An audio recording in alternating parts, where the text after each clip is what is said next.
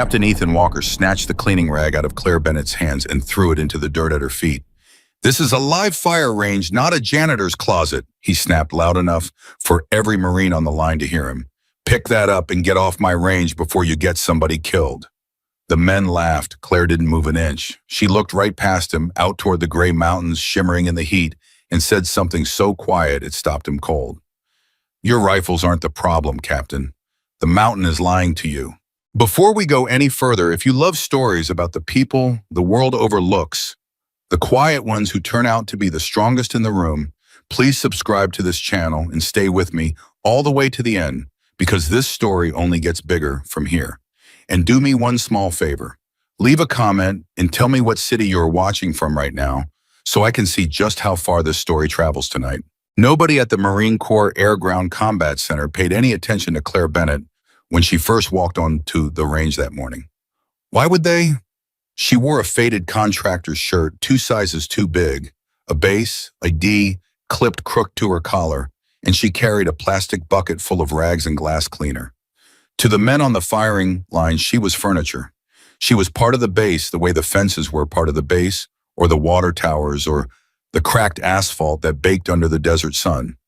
You looked at her once, decided she didn't matter, and never looked again. That was exactly how Claire liked it. For 3 days now, the most advanced sniper unit the Marine Corps had assembled in a decade had failed the same qualification test over and over again.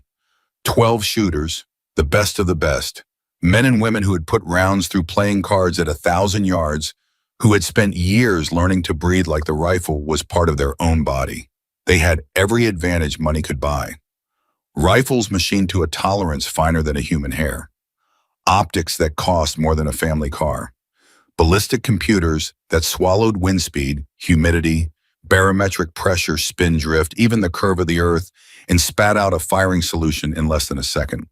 On paper, they should not have been able to miss. And yet they kept missing. Captain Ethan Walker stood behind his shooters with his arms crossed and his jaw so tight it looked like it might crack. He was 36 years old, and he had built his entire life around being the man who did not fail. He had the medals, he had the record, he had the reputation, and the reputation was the thing he protected more fiercely than anything else because, in his mind, the reputation was who he was. Ethan Walker did not miss. Ethan Walker's teams did not miss. That was the story he told himself every single morning, and for years the world had agreed with him.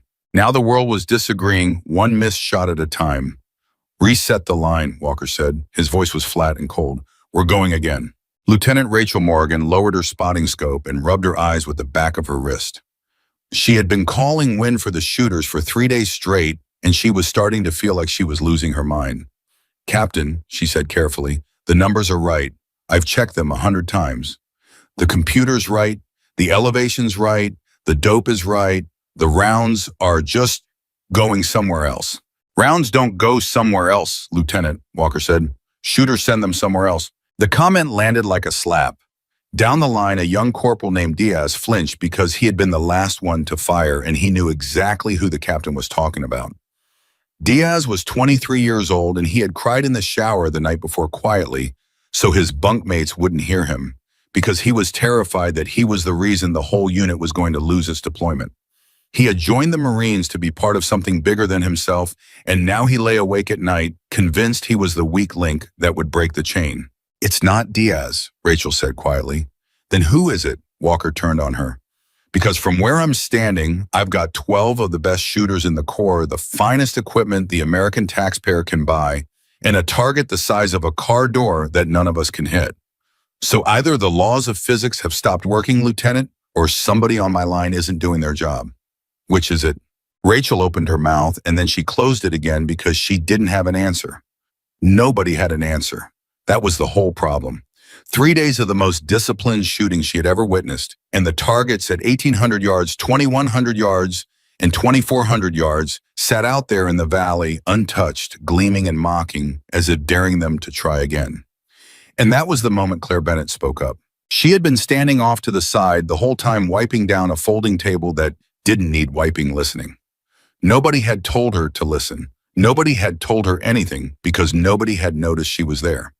But she had watched every shot for 3 days from the corner of the range over the rim of her bucket, And what she had seen made her hands ache to reach for a rifle she wasn't supposed to touch. "You're all measuring the wind at the shooter," she said. The whole line went quiet. Walker turned around slowly the way a man turns when he can't believe someone has just interrupted him. "Excuse me, you're measuring the wind here," Claire said again, calm as still water. "At the firing line. Your little handheld gauge is your weather station, your computer. They're all reading the wind right here where you're standing. And the wind here is fine. 9 miles an hour, left to right, steady. Your computer's doing exactly what you told it to do." She set down her rag. "But that's not the wind that's touching your bullet." For a second, nobody moved. Then Walker laughed. It was not a warm laugh. "Did you hear that?" he said, turning to his shooters, spreading his arms wide. "At issue. The cleaning lady's got it figured out. 3 days, 12 Marines, $500,000 in equipment, and it turns out all we needed was the janitor." A couple of the men laughed with him because it was easier to laugh than to sit in the silence of failure. "Ma'am, I don't know who let you back here, but this is a restricted range, and I've got real work to do." "The mountain is heating up," Claire went on, as if he hadn't spoken at all. "It's been heating up since dawn. The rock on that ridge is holding sun. As the air over the ridge warms, it rises, and it pulls cooler air across the valley floor underneath it. So halfway to your target, about 1,000 yards out, you've got a layer of wind moving the opposite direction from the wind at your feet. Your rounds cross that layer, and it shoves them right, and by the time they've crossed the next thermal off the second ridge, they've drifted so far that your firing solution isn't worth the paper you printed it on." She shrugged. "Your computer is measuring the wrong battlefield, Captain. It's measuring where you are. The bullet doesn't care where you are. The bullet cares where it's going." Silence. Not the awkward silence of a moment before. A different kind. The kind of silence that happens when a room full of experts hears something they cannot immediately dismiss. Rachel Morgan was the first to feel it. She had spent 3 days staring through that scope, and something Claire said scratched at the back of her memory like a fingernail. 1,000 yards out. A layer moving the wrong way. She had seen the dust do something strange out there, hadn't she? Twice, maybe 3 times, she had seen a little curl of grit lift off the valley floor and drift left when everything at the firing line said it should drift right. She had noted it, and then she had ignored it because the computer said the wind was going the other way, and she trusted the computer more than she trusted her own eyes. "Captain," Rachel said slowly. "Don't," Walker said. "Captain, I saw the dust do something out there. Around 1,000, Lieutenant Morgan." Walker's voice cut like a blade. "We are not going to stand here and take a physics lesson from a woman with a bucket. Am I clear? We have a live fire qualification to pass, and we are running out of days to pass it, and I will not have my team's confidence torn apart by nonsense. Reset the line." But nobody reset the line. That was the first thing that unsettled him. His Marines, his disciplined, obedient, hard-charging Marines, did not move to their positions. They stood where they were, and they looked at Claire Bennett, and Walker realized with a sick jolt in his stomach that some part of them wanted to hear what she had to say.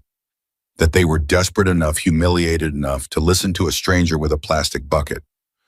That was when he made his mistake. "Fine," Walker said, and the smile that spread across his face was mean and thin. "You want to teach my Marines about winds, ma'am? Then teach them. Here." He stepped aside and gestured at the nearest rifle the one Corporal Diaz had been firing, resting on its bipod, loaded and ready. "Go ahead, show us. Take the shot.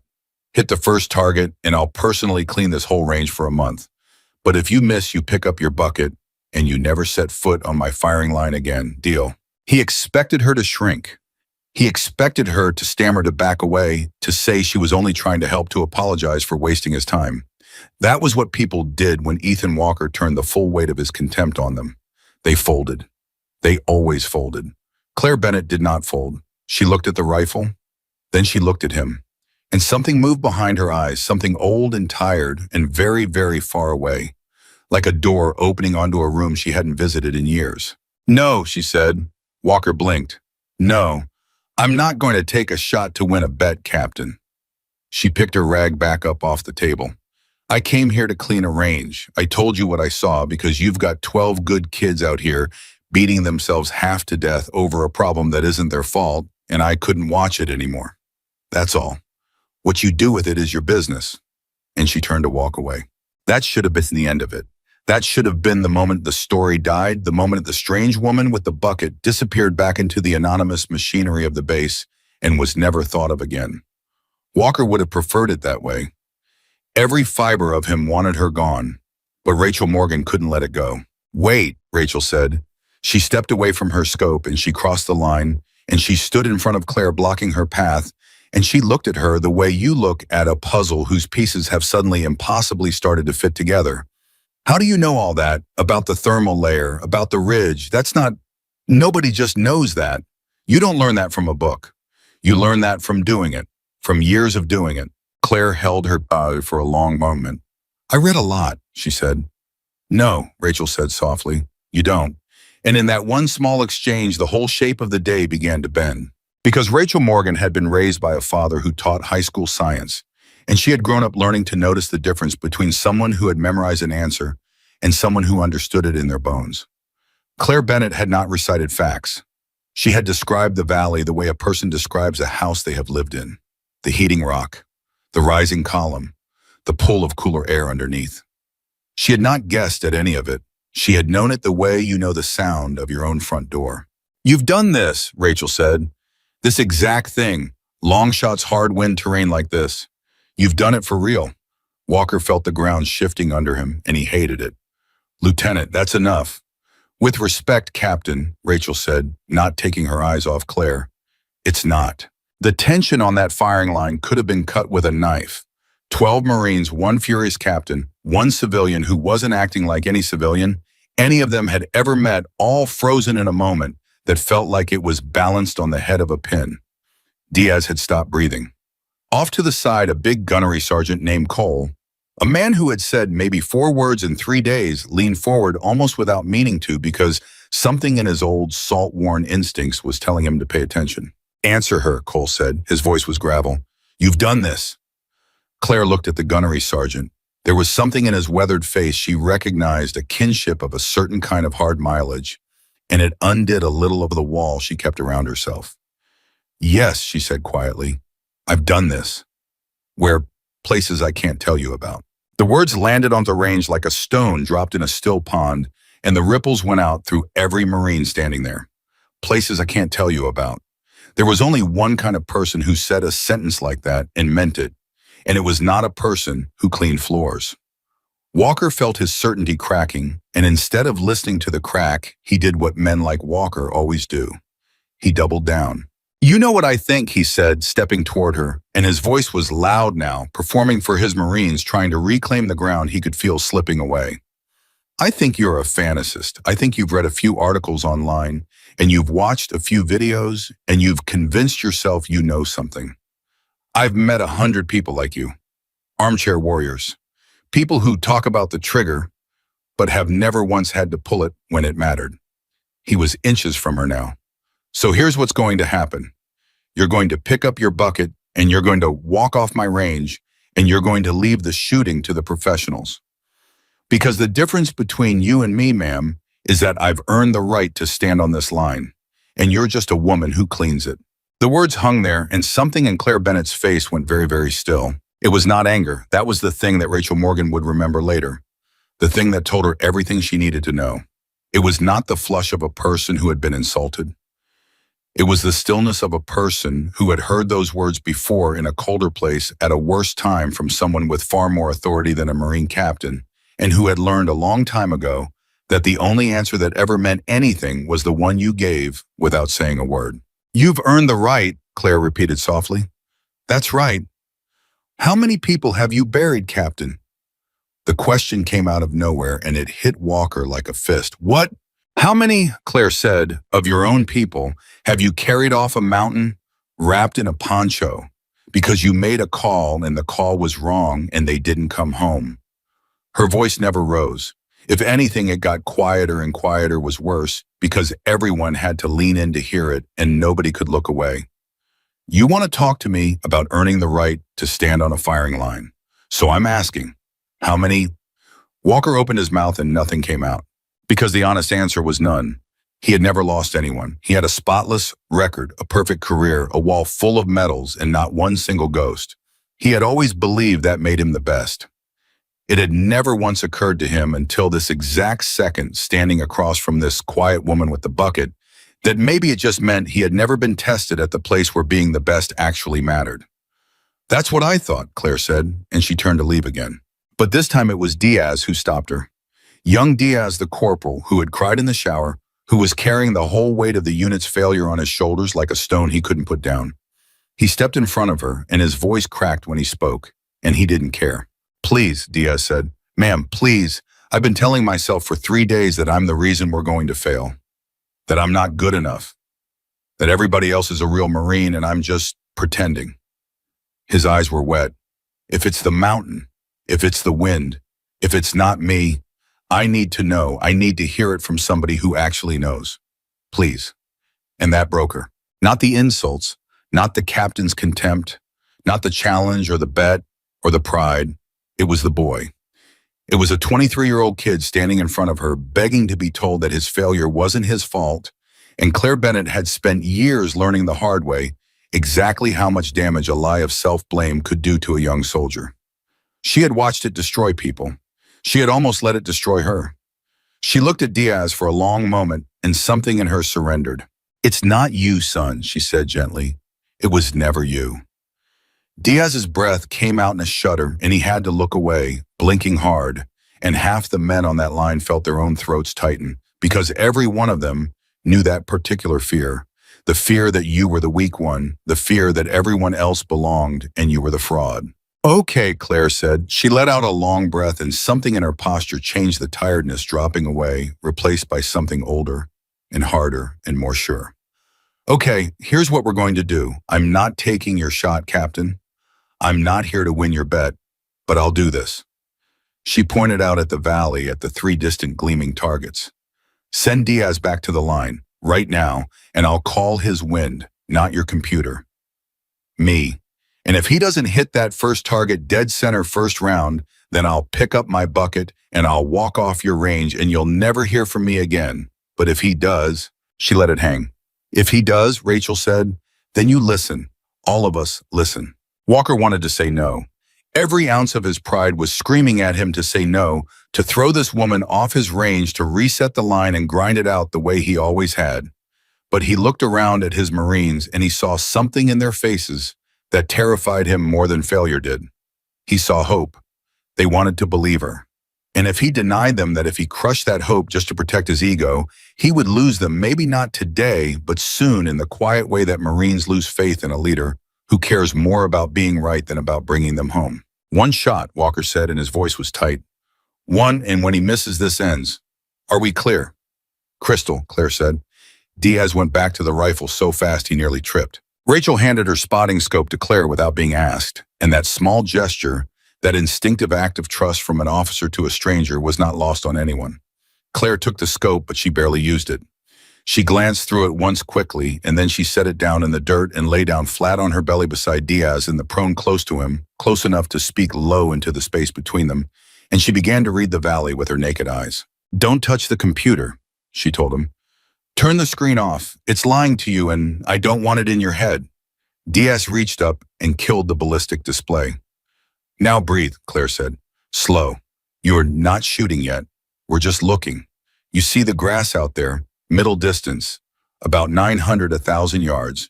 You see how the tops are moving. Yes, ma'am. Which way? Diaz squinted. His whole life he had been taught to read the flags at the firing line, the gauges, the numbers.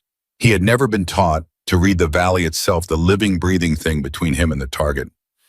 He looked at the grass, really looked at it for the first time.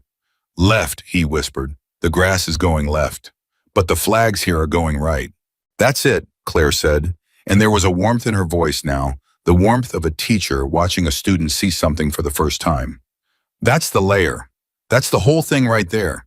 Your bullet leaves this line going into a right wind, and it climbs, and about halfway there, it drops into a river of air, running the other direction, and that river shoves it back left hard, and then it crosses another warm column off the far ridge that kicks it right again at the end. 3 layers, 3 different winds, and your computer only ever saw the first one. Diaz's hands were shaking. How do I even shoot that? You don't shoot the target. Claire said. You shoot the whole valley. You hold for the fight the bullet's actually going to have, not the one your gauge says it will. Trust me. Come left. More. More than that.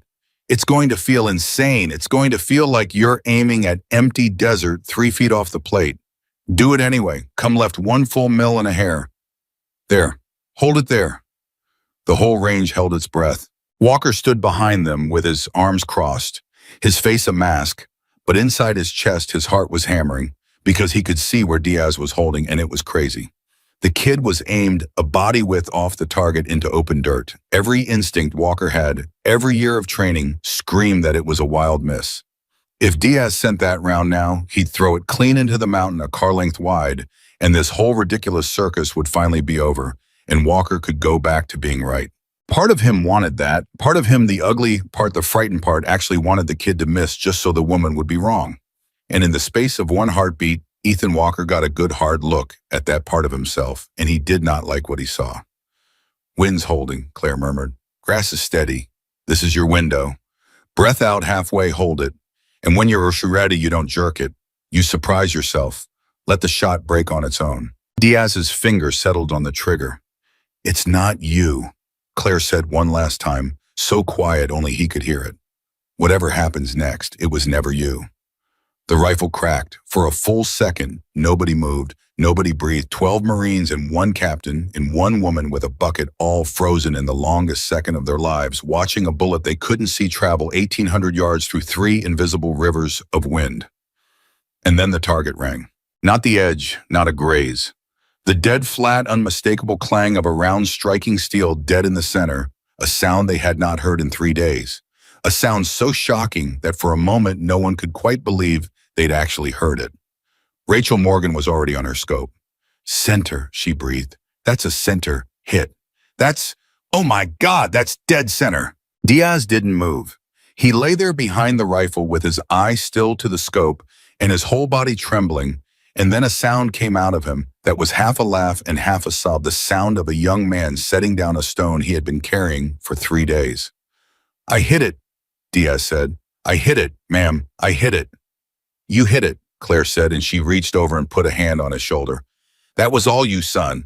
I just told you where to look. The firing line exploded. Marines who had been silent and grim for 3 days were suddenly on their feet.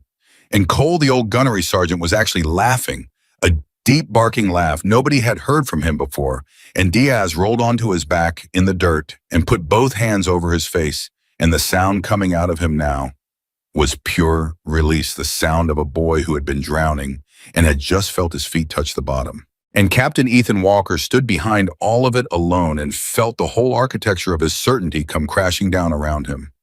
He had been wrong. Not a little wrong, not wrong about a detail. He had been wrong about the biggest thing, the thing he had staked his entire identity on.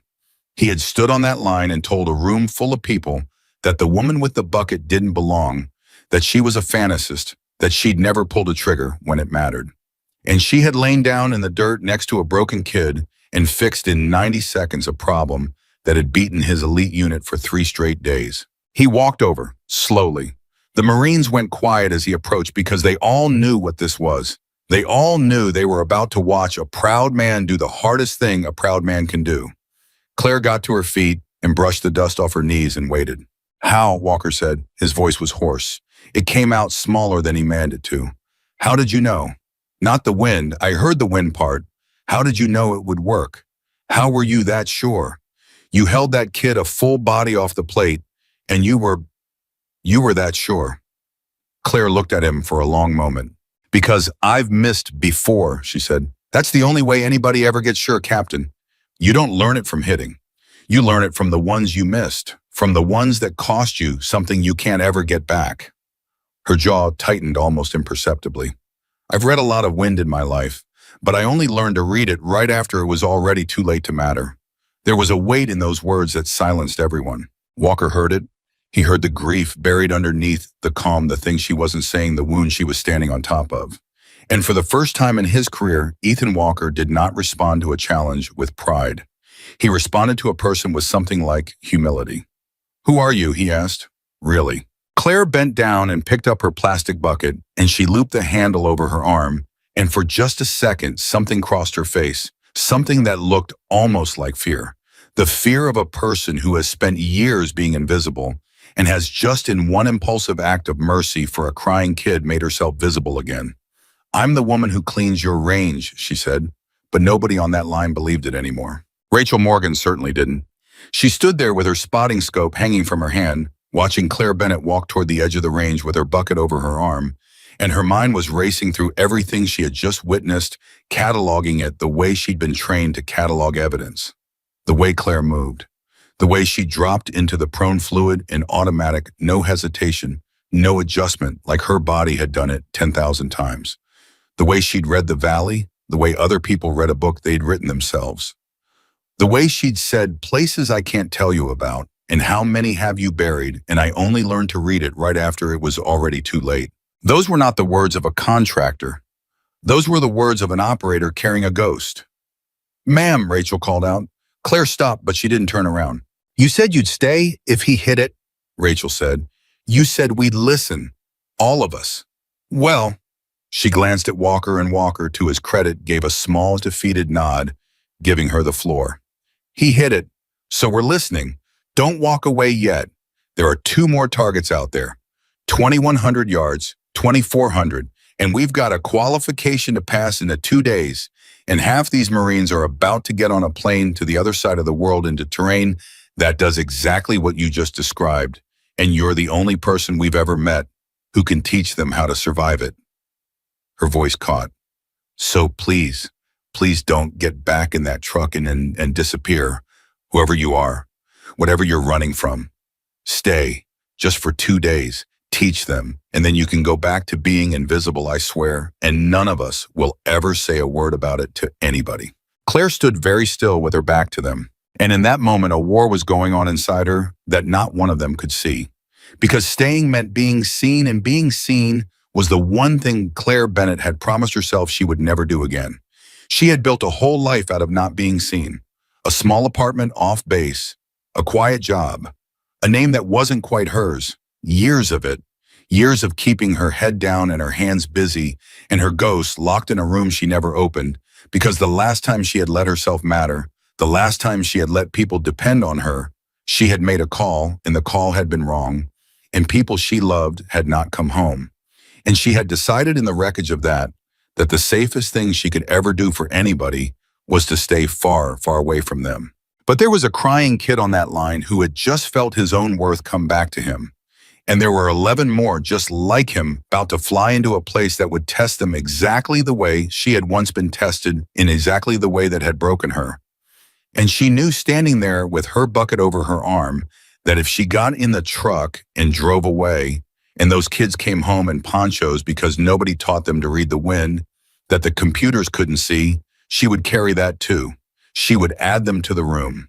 And the room was already so full she could barely breathe in it some nights. She had spent years believing that she no longer belonged among soldiers.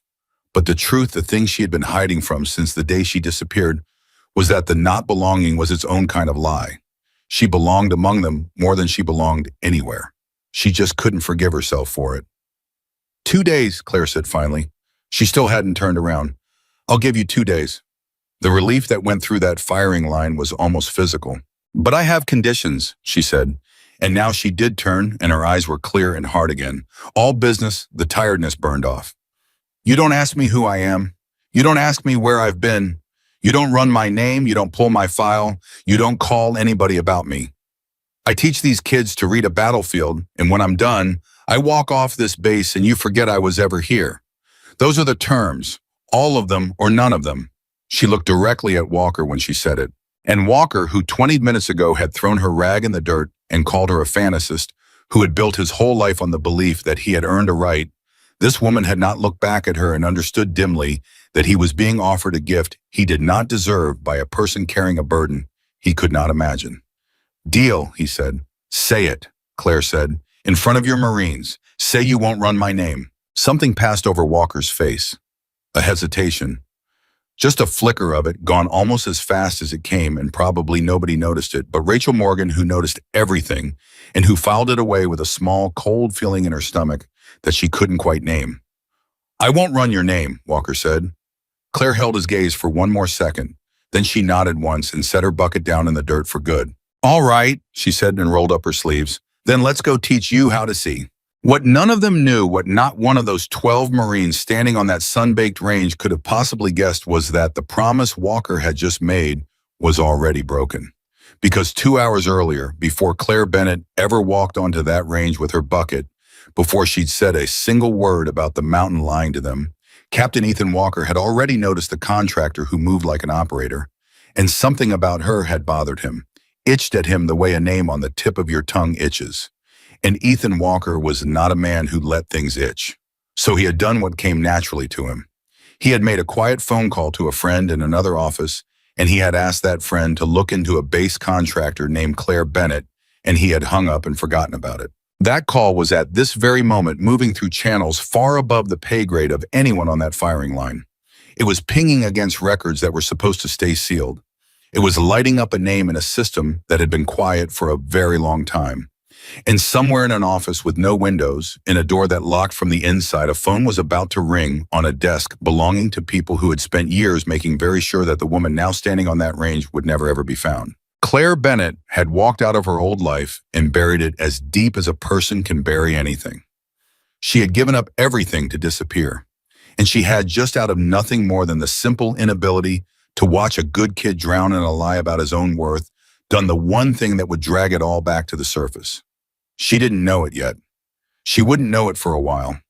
She spent the rest of that afternoon lying in the dirt beside one Marine after another, teaching them to read the grass and the dust and the shimmer of heat off the rock, watching one impossible shot after another finally find its target, watching a broken unit put itself back together, one clanging steel plate at a time. She spent the afternoon giving these strangers back their confidence, their careers, their lives. And the whole time she smiled a small, quiet smile because, for the first time in years, she felt like herself again, like the person she used to be before the mountain and the wrong call and the ponchos. And she let herself believe, just for one golden afternoon, that maybe 2 days would be enough, that maybe she could give them what they needed and slip away clean and go back to being invisible. She had no idea that her name was already lit up on a screen 1,000 miles away. She had no idea that the past she'd spent years running from had just been handed her exact coordinates. And she had no idea that the man who'd broken his promise to her, the proud captain, who'd made a phone call he already regretted, was about to spend the next several days learning that some mistakes cost far more than a missed shot, and that the woman he'd thrown a rag at was carrying a truth so much bigger than a bet on a firing line that when it finally came out, it would not just change how his Marines shot. It would change what every one of them believed about the price of doing the right thing and the people who pay it in silence and never once asked to be thanked. Down on the lining, Diaz sat up in the dirt, wiped his face, put his eye back to the scope, and looked out at a valley he could finally read. "Ma'am," he said, "the grass just changed. It's going left again." "Good eye," Claire said, settling in beside him. "Now show me you saw it." The rifle cracked. The steel rang. And far away, unheard by anyone on that range, a phone began to ring. The phone rang 3 times before a man named Gerald Voss picked it up, and the moment he heard the name Claire Bennett, he set down his coffee so carefully that not a single drop spilled, which was the most alarming thing his assistant had ever seen him do. Voss did not work for the Marine Corps. He did not work for anyone whose name appeared on a building. He worked for the kind of office that existed in the spaces between other offices, and he had spent the better part of 6 years making sure that a certain file stayed closed. When that file was pulled quietly by a routine background check requested by a Marine captain in California, an alarm that Voss himself had built went off on a screen in a room with no windows. And Gerald Voss, who had not felt anything close to fear in a very long time, felt the back of his neck go cold. "Get me a flight," he said to his assistant. "California, tonight." "Sir, what do I tell the office?" "Tell them nothing," Voss said. "Tell them absolutely nothing." He was already pulling on his jacket. "If anyone asks, I'm on personal leave." His assistant frowned. "And the captain who ran the name Walker?" Voss stopped at the door. For a long moment he said nothing, and when he finally spoke, his voice had gone very flat and very quiet. "Captain Walker just made the worst mistake of his career," he said, "and he doesn't even know it yet." 2,000 miles away on a range going gold in the late afternoon light, Ethan Walker had no idea any of this was happening. He was lying in the dirt, That was the thing his Marines couldn't stop staring at. The captain, the man who had spent 3 days standing behind them with his arms crossed and his contempt on full display, was down in the prone next to Corporal Diaz, his own eye to a scope, listening to a woman with a bucket teach him how to see. And it wasn't going well. "You're doing it again," Claire said. "Doing what?" "Doing? You're trusting the number. I can see it in your hands." She was lying a few feet away, chin propped on her fist, watching him the way a hawk watches a field. "You read the grass, you saw it go left, and then some little voice in the back of your head said the computer says right, and you split the difference. You compromised. And a compromise between the truth and a lie isn't half true, Captain. It's just a smaller lie." Walker's jaw tightened. 24 hours ago, he'd have thrown her off the range for talking to him like that. Now he lay there and took it because the last 4 Marines he'd watched shoot under her direction had all hit center first round, and he had missed twice. "Say it out loud," Claire said. "What do you actually see? Not the number, your eyes. What are they telling you?" Walker looked out at the valley. He made himself ignore the little glowing screen the way she'd taught Diaz to, and he looked at the living land between him and the target, really looked maybe for the first time in his whole career. "The grass at 900 is going left," he said slowly. "Hard. And there's a shimmer coming off the second ridge it's boiling, straight up. That's a thermal. It's pulling. So where do you hold?" "Left." His voice was tight. "Way left. Further than feels right." "Then do it," Claire said. "And this time, don't you dare compromise." Walker held left. It felt insane. Every year of his training screamed at him that he was throwing the round away. He held it anyway because a crying kid had hit a target he couldn't, and the humbling of that was still fresh and raw in his chest. He breathed out. He let the shot surprise him. The steel rang. Walker didn't move. He lay there with his eyes still to the scope, staring at the target he'd just hit dead center after 3 days of failure, and something happened in his chest that he wasn't prepared for. His throat closed. His eyes stung. He was 36 years old, and he had just learned that the thing he was proudest of in the entire world, his perfect record, had been built on a foundation that could crack the moment the mountain decided to lie to him. And a woman he had insulted had just handed him back the ground under his feet. "There," Claire said softly. "That's what it feels like to actually see." Walker rolled onto his side and looked at her, and for a moment he couldn't find any words at all. When he finally spoke, it came out rough. "I owe you an apology." "You don't owe me anything. I threw your rag in the dirt. I called you a fantasist in front of my Marines." "You did," Claire agreed, "and now you're hitting your targets. So let's call it even and move on because you've got 11 more people to teach, and I've only got 2 days." But Walker didn't move on. He propped himself up on his elbow and studied her face, and the same question that had been eating at Rachel Morgan started eating at him now. "That thing you said this morning," he said, "about burying people, about making a call that was wrong." He watched her go still. "That wasn't a hypothetical, was it?" Claire didn't answer. "Who did you lose?" Walker asked quietly. And for just a second, the wall came down. Just for a second. Walker saw a flash of something so raw and so deep that he almost looked away, the way you look away from a wound too terrible to stare at. Then it was gone, the wall back up, her face smooth again. "Reset the line," Claire said, getting to her feet. "Morgan's up next, and she's got a habit of pulling low left that's going to get her killed if somebody doesn't fix it in the next 48 hours. Walker let it go, but he filed it away right next to the small itch that had made him pick up the phone that morning, the itch he still hadn't told anyone about the phone call. He was already dimly beginning to wish he hadn't made. By the time the sun went down, every Marine on that line had hit all 3 targets. Every single one. 1,800 yards, 2,100, 2,400. A valley full of invisible rivers of wind that had beaten them senseless for 3 days, and now one after another they were reading it like a page and putting rounds through the center of steel plates, the size of dinner platters. Cole, the old gunnery sergeant, who'd said maybe 4 words in 3 days, walked the line as the light failed and looked at the score sheet and shook his head slowly. In 31 years, Cole said to no one in particular, "I have never seen a unit go from where we were this morning to where we are right now. Not in a week, not in a month." He looked over at Claire, who was crouched cleaning the borrowed rifles she'd never actually fired. "Ma'am, whoever taught you, they must have been something." Claire's hands paused on the rifle. She said quietly, he was the best there ever was. She didn't answer that either. That night, the unit didn't want to let her leave. Diaz insisted on walking her to the edge of the range, and half the others trailed along, and somebody had scrounged up coffee, and for a little while, Claire Bennett stood in the dark with 12 grateful Marines and let herself be part of something, and it felt so good and so dangerous that it frightened her. She kept catching herself laughing.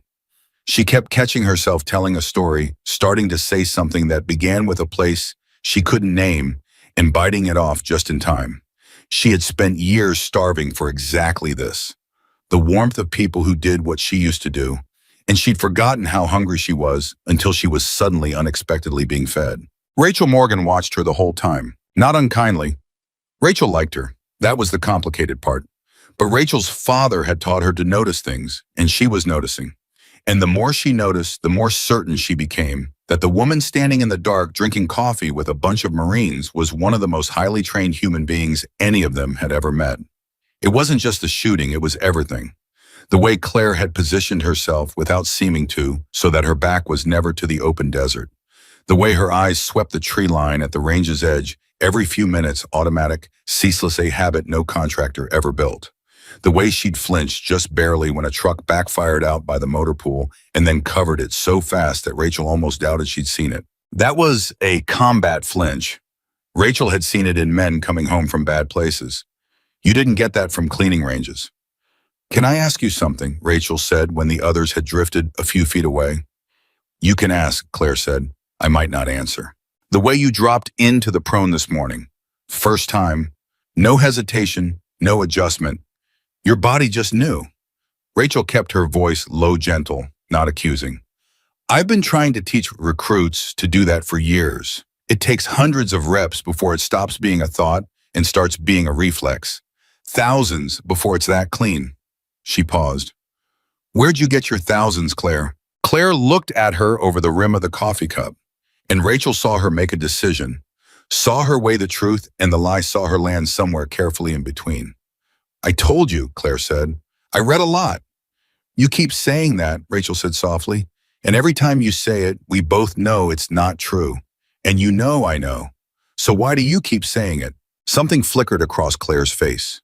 Respect, maybe. Or fear. Because the truth is heavy, Lieutenant, she said, and I've been carrying it a long time.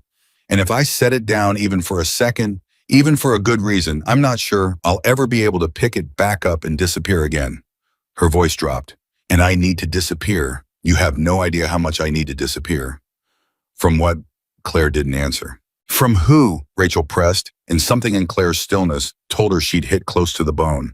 Good night, Lieutenant, Claire said, and she set down the coffee cup and she walked off into the dark toward the contractor lot, and Rachel let her go because you didn't chase a person like that. You didn't corner them.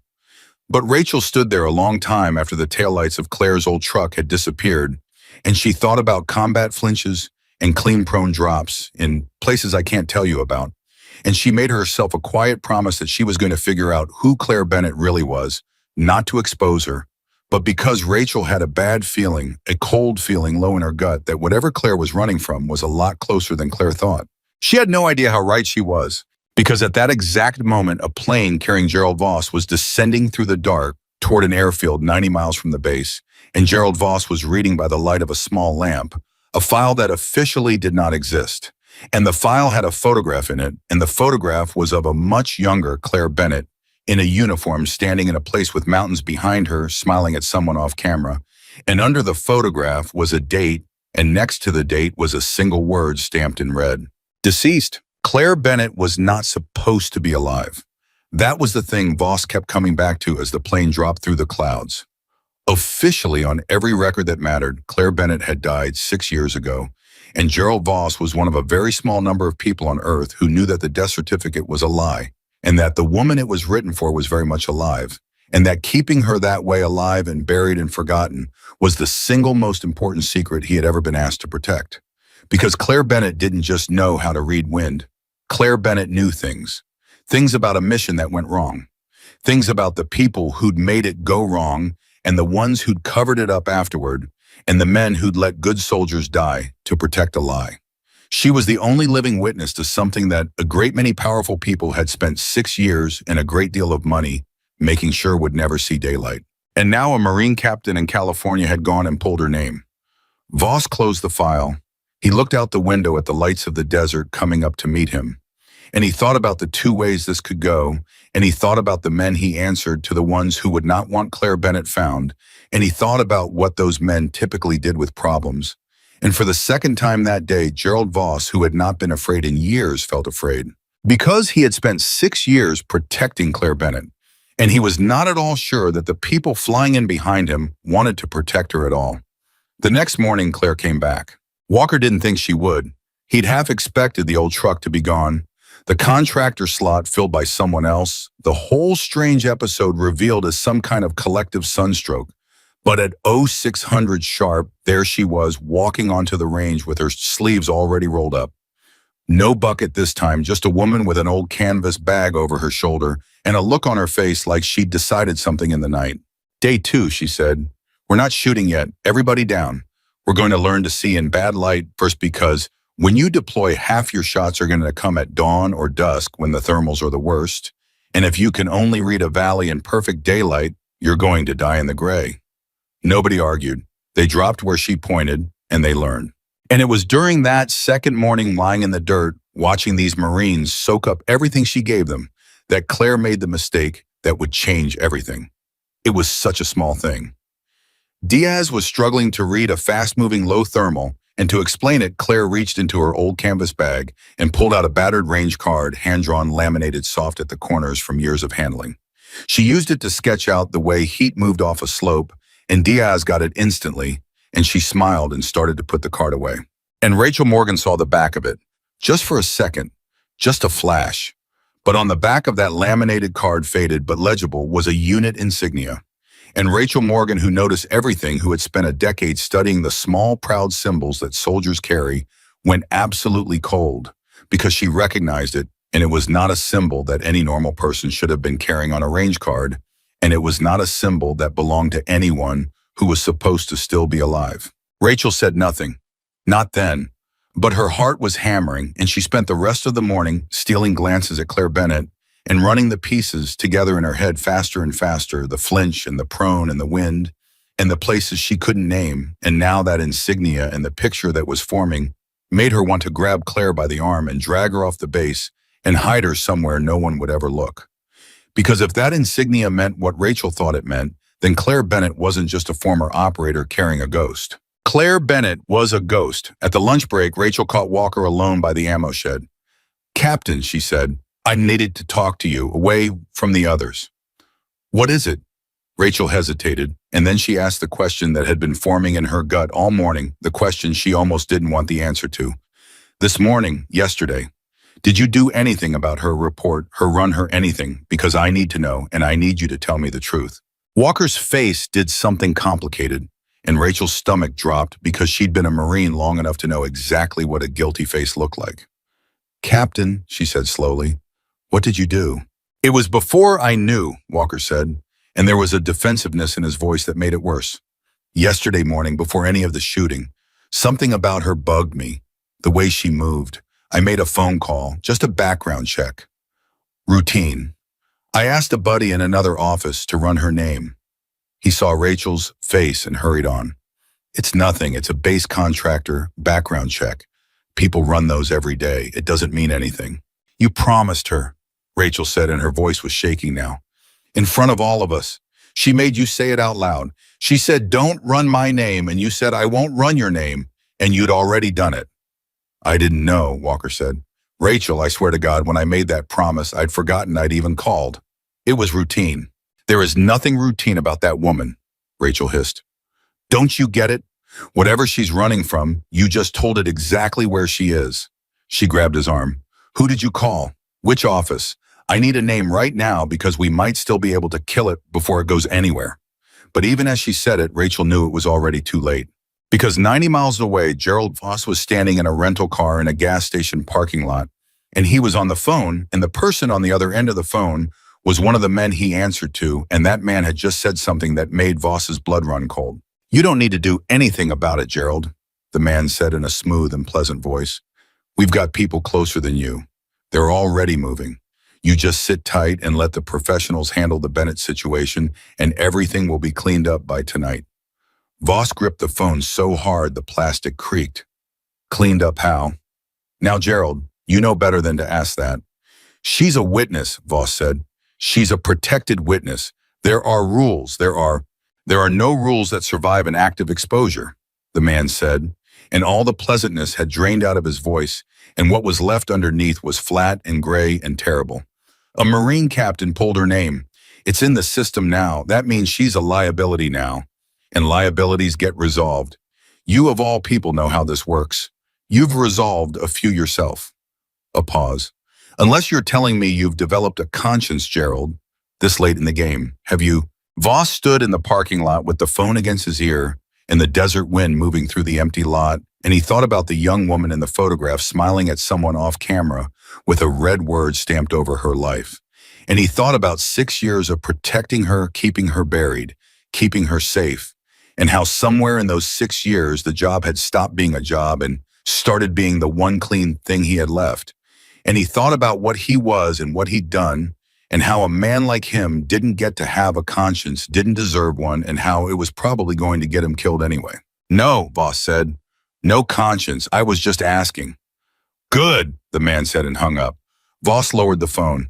His hands were shaking. And then very deliberately, he got in the rental car and he pulled out onto the highway and he pointed it toward the base and he drove faster than he'd driven in years because he had just made a decision that was almost certainly going to end his life, and he wanted to reach Claire Bennett before the other people did. Back on the range, the afternoon was slipping toward gold, and none of them knew. Claire was lying beside Cole, the old gunnery sergeant, teaching him a trick for reading heat mirage, and Cole was laughing, and it was the easy, warm laughter of two people who spoke the same ancient language, and Claire was laughing too. And for one more golden hour, she let herself forget to be afraid. She was so absorbed in the teaching, so unguarded, so happy in a way she hadn't let herself be in 6 years, that for the first time and longer than she could remember, her eyes stopped sweeping the tree line. Just for an hour, just long enough. And that was when Rachel Morgan walked up to her white-faced and knelt down in the dirt beside her and said the 6 words that shattered the whole golden afternoon into 1,000 pieces. Claire, Walker ran your name yesterday. Claire went absolutely still. She didn't gasp. She didn't cry out. She didn't do any of the things a normal person would do. She simply stopped completely, the way a deer stops, the way a person stops, when every survival instinct they own comes online at once, and Rachel watched the warmth drain out of her face, and something else flood in to replace it, something cold and fast and lethal, the operator underneath the contractor surfacing all at once, like a shark coming up from deep water. When, Claire said, her voice had changed completely. It was flat, clipped, professional. Exactly when? What time? Yesterday morning, before the shooting.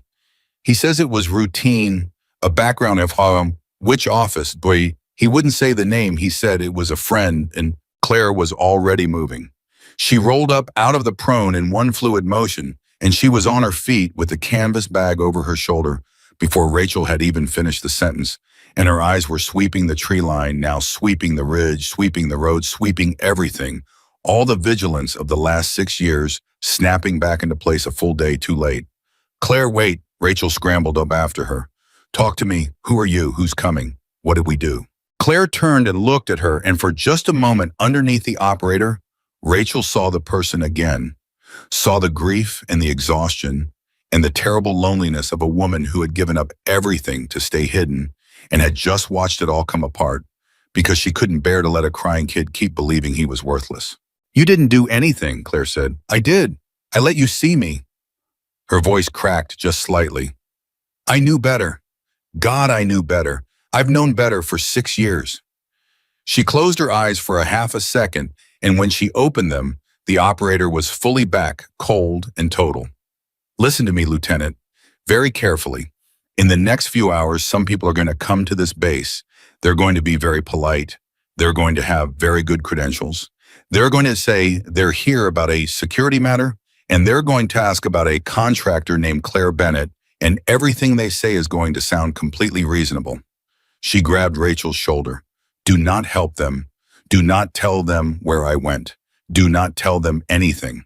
And whatever you do, do not get in a vehicle with any of them. Do you understand me? Claire, you're scaring me. Good, Claire said. Be scared. Scared keeps you alive. She let go of Rachel's shoulder. I have to go. Right now, tell Diaz. She stopped. Something moved in her face. Tell Diaz it was never him. He'll know what it means. And she turned to run. She got 3 steps. Because that was the exact moment that Ethan Walker came sprinting across the range toward them, and he was holding his phone out in front of him like it was on fire, and his face was the color of ash, and he was shouting something, and the words reached Claire and Rachel and Cole and Diaz and all of them at the same time, and they hit the range like a bum. There's a convoy at the main gate, Walker shouted. 3 black SUVs, federal plates.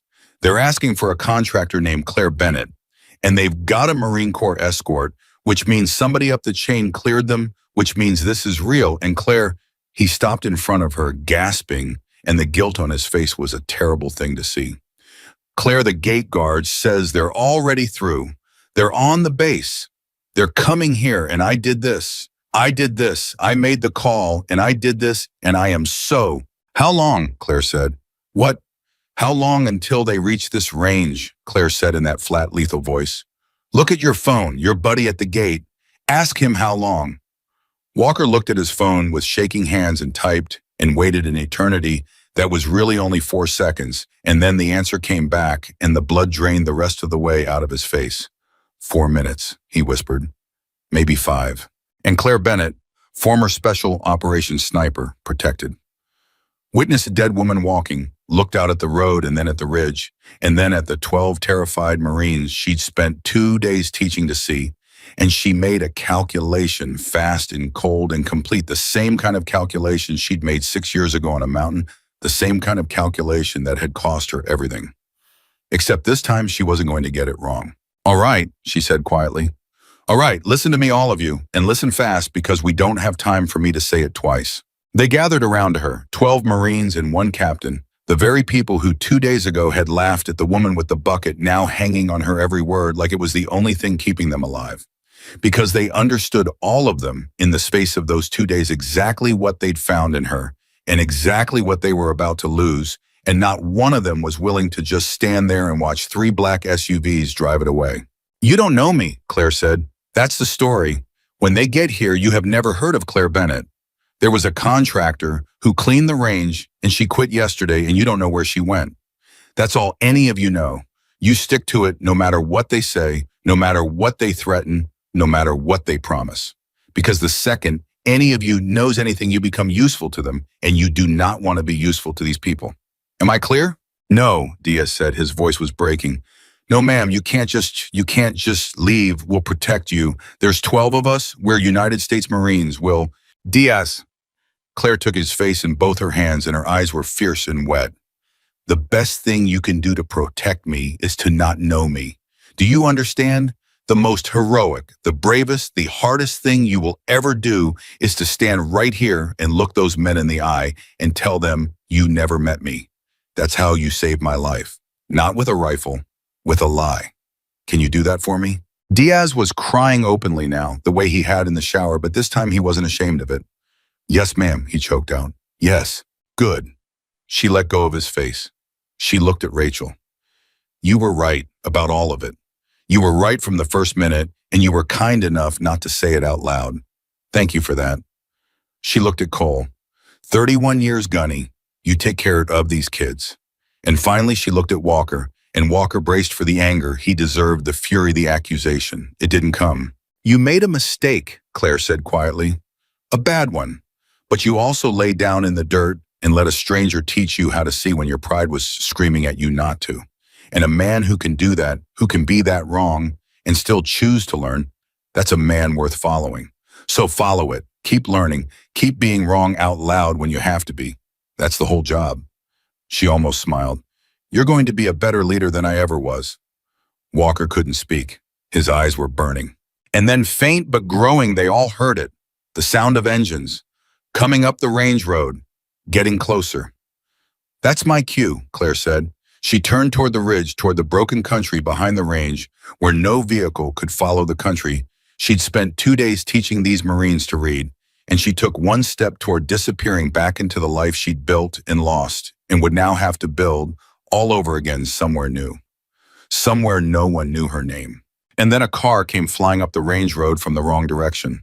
Not a black SUV, a dusty rental sedan moving way too fast, and it skidded to a stop in a spray of gravel, and a man in a rumpled jacket half fell out of the driver's seat, and he was shouting Claire's name, and every Marine on that range moved to put themselves between him and her before they'd even thought about it.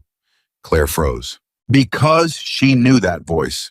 She hadn't heard it in 6 years, but she knew it, and the knowing of it hit her so hard she actually took a step back. Voss, she breathed.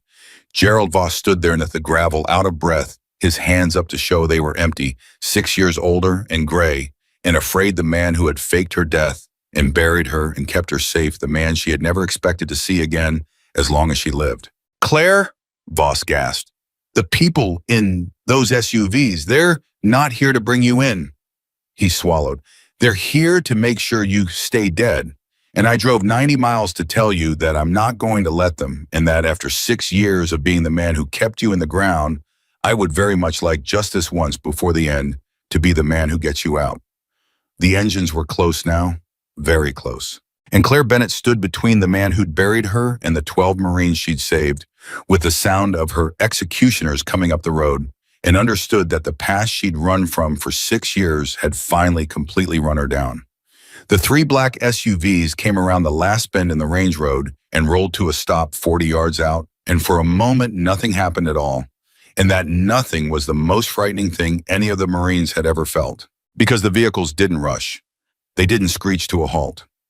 They stopped with the calm, unhurried confidence of men who did not believe there was anything on this range that could stop them, and that confidence told Claire Bennett everything she needed to know about what was about to happen.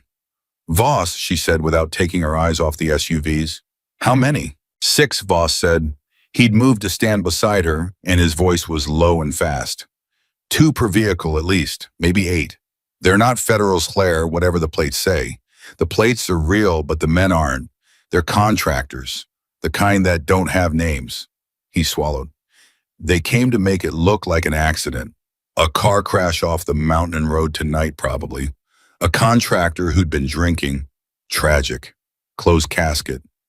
Nobody asked questions about a woman who's already legally dead. How do you know all this? Voss looked at her, and there was something terrible in his face, a grief 6 years deep. Because it's the plan I would have written, he said quietly. It's the plan I have written, other times, for other people. He couldn't meet her eyes. I'm not a good man, Claire. I never told you that because I didn't want you to be afraid of me. But you should have been. I've done to other people exactly what these men came here to do to you. And I kept you alive for 6 years telling myself it balanced the books, and it doesn't. Nothing balances those books, but I'm here and I'm going to help you, and that's the only clean thing I've got left. The doors of the lead SUV opened. 2 men got out. They wore civilian clothes, good ones, and they moved with the easy economy of people who had done violence many times and expected to do it many more. The lead man was tall and pleasant-faced, and he smiled as he walked toward the group of Marines, and the smile was the worst thing about him. Afternoon, the pleasant man called out. Captain Walker, is it? I'm with a federal interagency task force. We had a name flag on a contractor working your range. Claire Bennett. We need to have a conversation with her about a security matter. Nothing to worry about, purely routine. He held up a leather credential case and let it fall open too far away to actually read. If you could just point her out, we'll take it from here and be out of your hair. Nobody moved.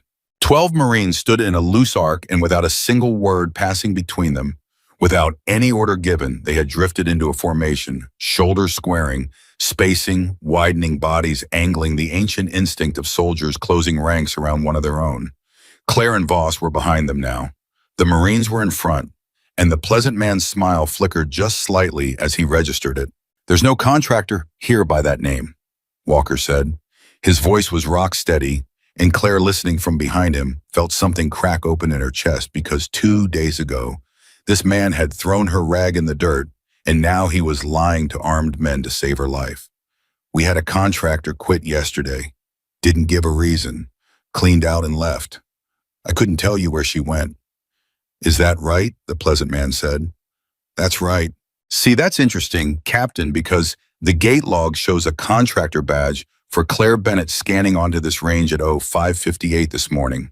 The smile was gone now, which is quite a trick for somebody who quit yesterday. So why don't we try this again? And this time, why don't you think real hard about the difference between your career and a woman you met 2 days ago? Because I promise you, Captain, this is a fight that is so far above your pay grade that you can't even see the top of it from where you're standing. Point her out. Walk away. Keep your bars. It's the smart play, Art. Time seemed to slow down. And in that stretched out second, Ethan Walker had the clearest thought of his entire life. He thought about his perfect record, the thing he'd built his whole self around, the reputation he'd protected more fiercely than anything. He thought about how a woman with a bucket had shown him in 2 days that the record was a lie, that a man who'd never been tested wasn't strong. He was just untested. And he understood, standing on that range with an executioner smiling at him, that this was the test. The real one.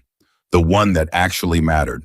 The one Claire had been talking about when she'd asked him how many people he'd buried. Here it was. His whole life had been leading to this exact moment. I don't know anybody named Claire Bennett, Walker said.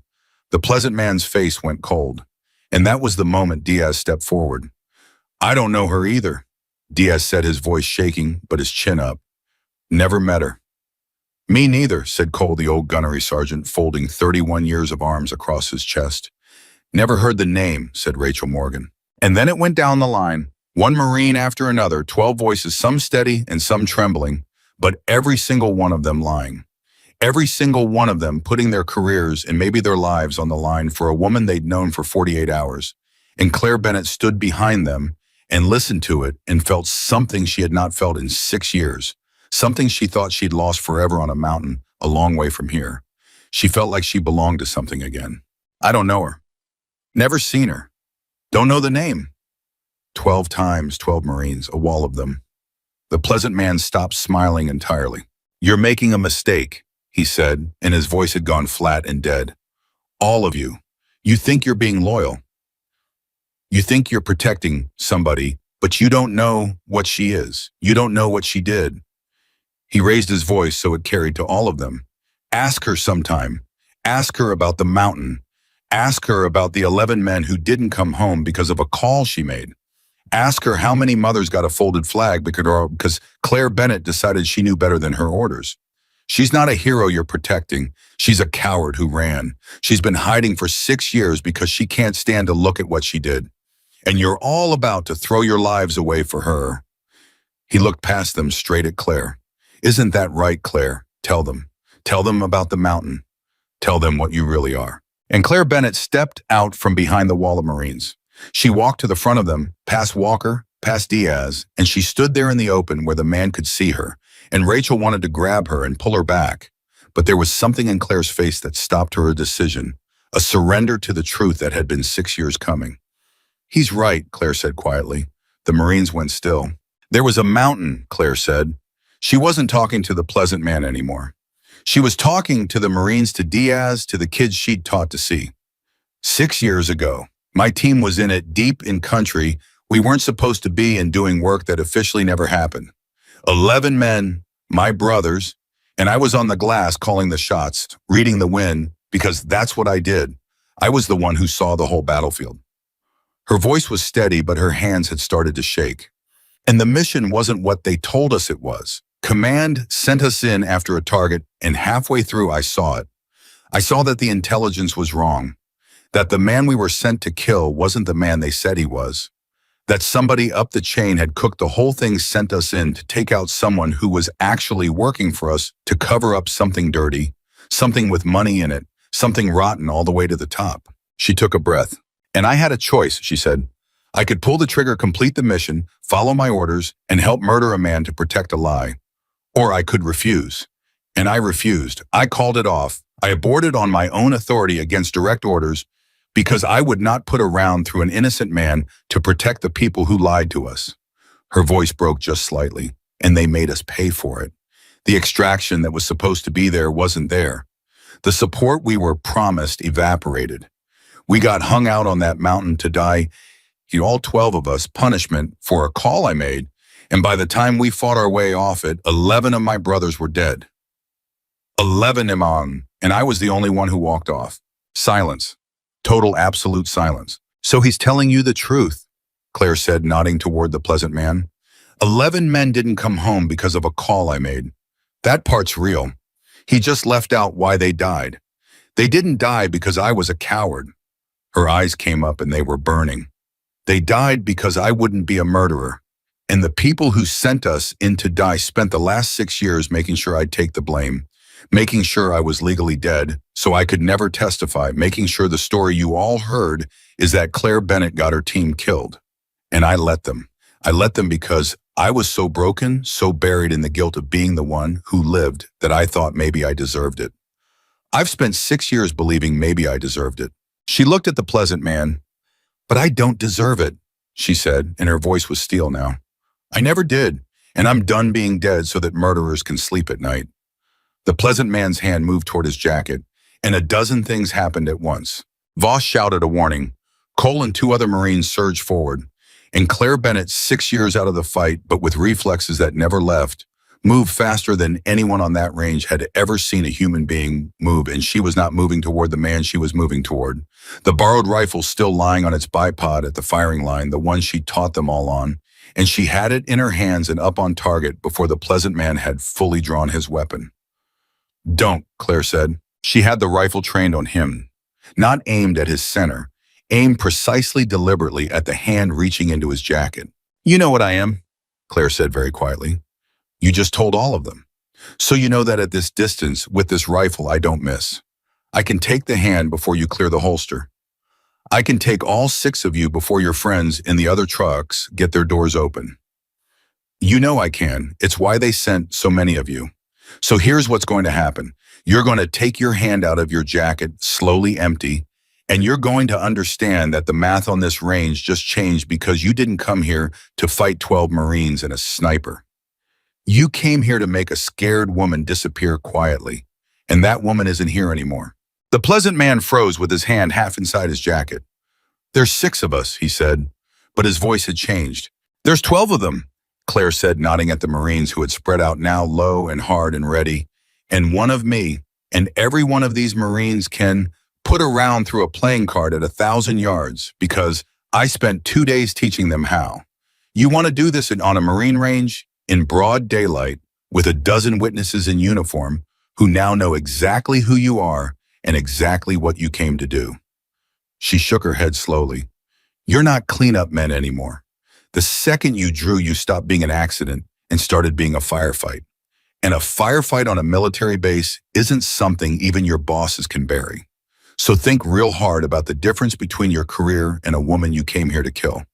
Because I promise you, this is a fight that is so far above your pay grade you can't see the top of it from where you're standing. She threw his own words back at him and she watched them land. The pleasant man was a professional, and a professional above all else knows how to read a situation that has gone wrong. He had come for a quiet job, an accident, a whisper. Instead, he was standing on a live military range with a legendary sniper's rifle trained on his hand, 12 armed Marines fanned out around him, and a dozen witnesses who would remember every face. There was no version of the next 60 seconds that ended cleanly. Whatever happened now, it would be loud and public and impossible to erase, and the people he answered to hated nothing in the world more than loud, public, and impossible to erase. Slowly, he took his hand out of his jacket, empty. This isn't over, he said. No, Claire agreed. It's not. But it's not ending here, not today, not the way you planned. She kept the rifle steady. Get back in your trucks, drive off this base, and tell whoever sent you that Claire Bennett is done being dead and that everything she saw on that mountain, everything she knows, every name, every dollar, every rotten piece of it is going to come out, not disappear. Come out in the light, in front of the whole world. Tell them the witness they thought they buried is about to start talking, and there's not enough of you in the world to stop it now because it's not just me anymore. She glanced at the Marines. It's all of us. The pleasant man looked at the wall of Marines, at the rifle, at Voss, at Claire, and Rachel Morgan watched him do the math, watched him arrive at the only answer the math allowed. Load up, he said to his men, and they did, slowly backing toward their vehicles, hands visible. The 6 of them climbed back into the black SUVs, and the engine started, and the convoy backed and turned in the gravel and drove back down the range road the way it had come, and the whole time Claire Bennett tracked the lead vehicle through her scope, steady as stone, until the last of them was gone around the bend, and the sound of the engines faded into the desert, and there was nothing left but the wind and the pounding of a dozen hearts. For a long moment, nobody moved. Then Claire lowered the rifle and her arms were shaking, and Rachel got to her first and caught her as her knees started to go. "I've got you," Rachel said. "I've got you." "That was a bluff," Claire whispered. Her whole body was trembling, now the adrenaline crashing out of her. "Most of it. I could have maybe gotten 2 of them, not 6. Never 6. It was a bluff." "It worked," Rachel said. "That's all that matters. It worked." "They'll come back," Claire said. "You know that. They have to. I just told them I'm going to burn their whole world down. They can't let that happen. They'll come back with more and quieter, and they won't make the same mistake twice." She gripped Rachel's arm. "I have to go. Really go this time. Deep, and I can't ever surface again because now they know, oh, I'm alive, and now they know I'll talk, and that makes me the most dangerous thing in the world to them." "No," said a voice. It was Voss. He'd been standing back this whole time, and now he stepped forward, and there was something in his face that hadn't been there before, something that looked almost like hope, which was a strange and unfamiliar thing on a face like his. "You're thinking about it wrong," Voss said. "You've been thinking about it wrong for 6 years, and I helped you because keeping you hidden was my job, and I was good at my job. But hiding was never going to save you, Claire. It just delayed this. Sooner or later, somebody was always going to pull your name. A background check, a traffic stop, a face in the wrong crowd. You can't stay dead forever. The only reason you survived this long is that they thought you'd already given up, that you were too broken to ever fight back." He stepped closer. "But you're not broken. I just watched you back 6 killers off a range with a bluff and a borrowed rifle. You're not the woman I buried 6 years ago, and it's time to stop running from the mountain and start using it." "Using it how?" Claire said. "You said everything's going to come out," Voss said. "In the light, in front of the whole world. You were bluffing when you said it to scare them. But what if you weren't?" His voice dropped. "I have things, Claire. 6 years of things. Every time I helped bury a piece of what happened on that mountain, I kept a copy. Names, wire transfers, the real intelligence, the true version, the one that proves the target was ours, and command knew it. The abort order they erased. The extraction they canceled. All of it. I kept all of it in a place they'll never find, because some part of me always knew that one day I'd need it, or you would." He looked at her steadily. "I couldn't give it to you while you were hiding, because the second it surfaced, you'd be a target. But you're already a target now. The hiding's over. So the only question left is whether you go back in the ground and wait for them to find you. Or whether we take everything I've got, and everything, and we bring the whole thing into the daylight where they can't touch it, because a witness who's already talked in public is a witness they have no reason to kill." The Marines were all listening now, and Rachel Morgan, who had spent 2 days piecing Claire together from flinches and prone drops and a laminated card, felt the last piece drop into place. "He's right," Rachel said quietly. "As long as you're a secret, you're worth killing. The day you're front page news, you're worthless to them dead. A dead witness who never talked is a solved problem. A dead witness who already told the world everything is just a martyr who proves the story true." She took Claire's hand. "You don't survive this by disappearing, Claire. You survive it by getting so loud that killing you stops making sense." Claire looked at her, looked at Voss, looked at the 12 Marines who had just lied to armed men to save a stranger who were standing there now dusty and terrified and utterly resolute, ready to do it again. "You'd all be in it," Claire said slowly. "Every one of you. If we do this, if we bring it into the light, you become witnesses too, to what happened here today. They'll come for you. Your careers at the very least, maybe more. I can't ask you to." "You're not asking," Walker said. He'd been quiet through all of it, standing at the edge, carrying the weight of the phone call that had started it all. Now he stepped forward and he looked at Claire, and there was no more pride in him, none of the man who'd thrown a rag in the dirt. There was just a soldier who'd finally been tested and had found to his own surprise that he did not break. "I made a promise to you," Walker said. 2 days ago, in front of my Marines, I said I wouldn't run your name, and I broke it out of pride, out of an itch I couldn't leave alone, and my broken promise is the reason those men were here today. That's mine. I carry that. His jaw tightened. So I don't get to walk away from this.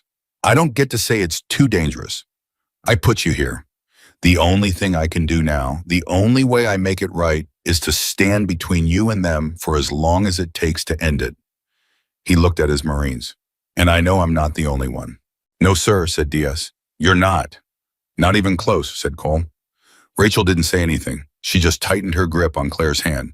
And Claire Bennett stood in the middle of the range as the sun went down, surrounded by people who had every reason to hand her over and every excuse to walk away, and who instead had built a wall of themselves between her and the whole machinery of the men who wanted her dead. And something that had been frozen in her for 6 years finally quietly began to thaw. Okay, she said. Her voice was barely a whisper. Okay. Okay, Voss said. Okay, Claire said again louder, and she straightened up, and she wiped her face with the back of her hand, and when she looked up again, the exhaustion was still there. But underneath it was something else, something that had been dead for 6 years and was not dead anymore. We do it.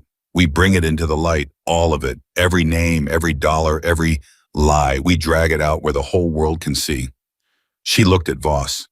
You get me what you've got, everything, and I'll fill in every gap, every detail, everything I saw on that mountain. And we don't whisper it. We don't leak it to one reporter and hope. We make it so big, so loud, so public that burying it becomes impossible and killing me becomes pointless. It'll be dangerous, Voss said, and the stretch between now and public is the kill window. Once you're out there, you're safe, but getting you out there, the days it takes, that's when they'll throw everything they have at stopping.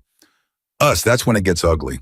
Then we don't give them time, Claire said. We move fast, and we move now, and we don't stop until it's done. She looked around at all of them, at the Marines, at Voss, at Rachel. But I need you to understand what you're signing up for. These aren't men who make idle threats. Some of us in this circle might not walk out the other side of this. I've watched it happen. I've lived it. 11 men who deserve to come home didn't because of the people we're about to go to war with. So if anybody wants out, now's the time. No shame in it. This was never your fight. Nobody moved. 12 Marines, one handler with 6 years of guilt and a hidden cache of the truth. One lieutenant who noticed everything. One captain who had finally been tested. And one dead woman who was about to come back to life in the loudest way imaginable. That's what I thought, Claire said softly. And then far off from the direction of the main gate, they heard it again. Engines. Every head snapped toward the road. Every body tensed. Diaz's hand went to his rifle. Claire brought the borrowed weapon halfway up before she'd even decided to the operator's reflex, and Voss stepped in front of her without thinking, putting his own body between her and the sound, 6 years too late to save the man he used to be, but right on time to be someone better. The engines got closer, and around the bend in the range road came not 3 black SUVs, but a single vehicle, a plain government sedan. It stopped at a respectful distance, well back, non-threatening, and the door opened and a woman got out with her hands visible and empty. A woman in a plain suit with gray hair and tired eyes and a leather folder under her arm, and she stood by the car and made no move to approach. Claire Bennett, the woman called out. Her voice was calm and carried clearly across the range. My name is Deputy Director Sarah Chen. I'm not with the people who were just here. I've been trying to find those men for 2 years, and I've been trying to find you for longer than that. She held up the leather folder. I run an internal investigation into exactly what happened on that mountain 6 years ago. I know the mission was dirty. I know the abort order was legitimate. I know 11 men died to cover up a crime that goes almost to the top of this government. She took a slow step forward. And I know that you, Claire Bennett, are the only living witness who can prove it. I've spent 2 years building a case with a hole in the middle of it, exactly your size. And I did not drive out here to bury you. She let the folder fall open too far to read the same gesture the pleasant man had made an hour before, and every person on that range tensed at the echo of it. I drove out here, Sarah Chen said, to ask you to help me put them all in prison. Nobody breathed. And Claire Bennett stood on the range with a borrowed rifle in her hands and a wall of Marines at her back and a cache of buried truth 90 miles away, staring at a woman who claimed to be the answer to 6 years of running and understood that she had absolutely no way of knowing whether Sarah Chen was her salvation or the most sophisticated trap of them all. Claire didn't lower the rifle. "Prove it," she said. Sarah Chen didn't flinch. "How would you like me to prove it? You said you know about the mountain. Then tell me something only someone who really investigated it would know, not the story they tell, the truth. Something that isn't in any official file because they scrubbed the official files. I know they did, so if you've really got the real version, tell me something that got erased." Sarah Chen was quieter for a moment, and then she said, "Your call sign was Nightingale. And at 03:40 local, when you saw the target's face through your scope and realized it was the wrong man, you didn't just abort. You keyed your radio, and you said 4 words before you went dark." She held Claire's eyes. "You said, 'I won't do it.' And then you cut the frequency so command couldn't override you, and you got your team moving off the objective, and 11 minutes later, the extraction that was inbound turned around. Somebody up the chain heard, 'I won't do it,' and decided Nightingale's whole team was now a liability. That's the moment it happened, Claire. Not on the mountain, in an operations center, when a man in a chair heard a sniper refuse an unlawful order and decided it was cheaper to let all of you die than to let you come home and talk." The rifle in Claire's hands began to shake, because those 4 words had never been in any report. She had never told anyone. She had lived with them alone for 6 years. "I won't do it." The last thing she'd said before the world went dark and her brother started dying, and there was no possible way Sarah Chen could know them unless she had heard the actual recording, the real one, the one that was supposed to have been destroyed. "Where did you get that?" Claire whispered. "From a man in that operations center," Sarah Chen said. "One of the men who heard you say it. He's carried it for 6 years, same as you. And 8 months ago, he finally couldn't carry it anymore. And he came to me and he told me everything and he gave me the recording. He's my witness for the operations center." She took another slow step. "But he can't testify to what happened on the mountain because he wasn't there. Only one person was there on the glass who saw the whole thing and lived. Only one person can put the mountain and the operations center together and make it a crime instead of a tragedy."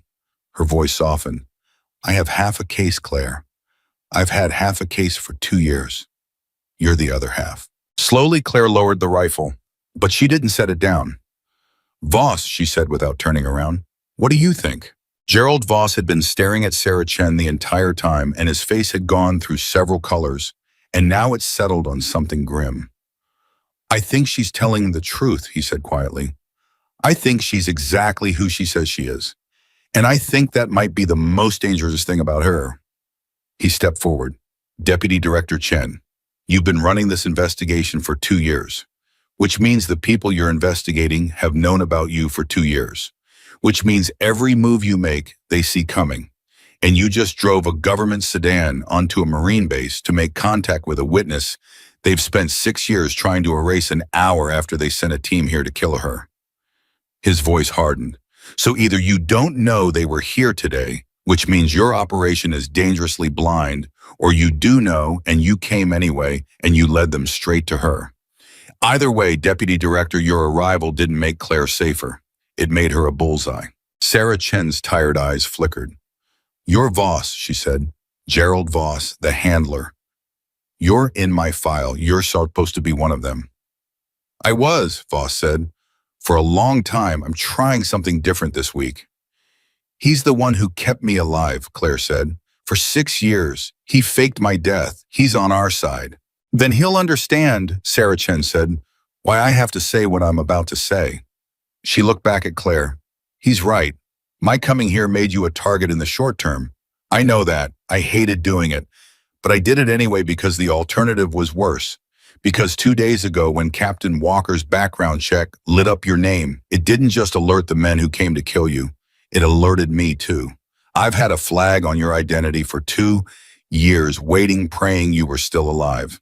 And the second I saw it, I knew I had a window of maybe 72 hours before they found you and closed it forever.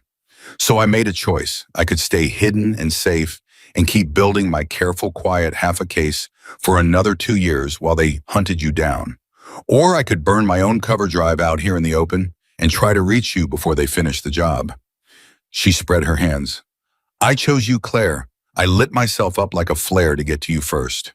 And yes, that means they're watching me now. But it also means that for the first time in 6 years, you're not alone against them. You've got a federal investigation standing behind you, and a recording, and a witness, and a case that's 3/4 built and just needs its final piece. For a long moment, no one spoke. Then Rachel Morgan said quietly, "It fits." Everyone looked at her. "Everything she's saying, it fits with everything Claire told us," Rachel said. "The dirty mission, the abort, the cover-up, the 11 who died. If she were one of them, if this were a trap, she'd tell Claire a story designed to make her comfortable, to make her come quietly. But that's not what she's doing. She's telling Claire the whole terrible truth and then admitting that coming here put a target on her back. A trap wouldn't do that. A trap would lie about the danger. She's not lying about the danger. She's leading with it." Rachel looked at Claire. "I think she's real. I think this is the thing you've been waiting 6 years for. And I think if you walk away from it now, you'll be running for the rest of your life." Claire looked at Sarah Chen for a long, long moment, and then she set the rifle down. "Nightingale," she said softly. "Nobody's called me that in 6 years."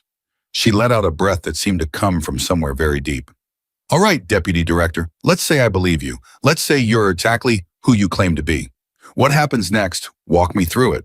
Because I've learned the hard way that the plan is everything, and the moment you stop reading the plan is the moment somebody dies." Sarah Chen nodded all business now and walked forward, and this time no one moved to stop her. "The clock is the enemy," she said. "You understand that better than anyone. Right now you're a secret, a dead woman who came back. And a secret witness is a witness they can still make disappear quietly. So the entire game is speed.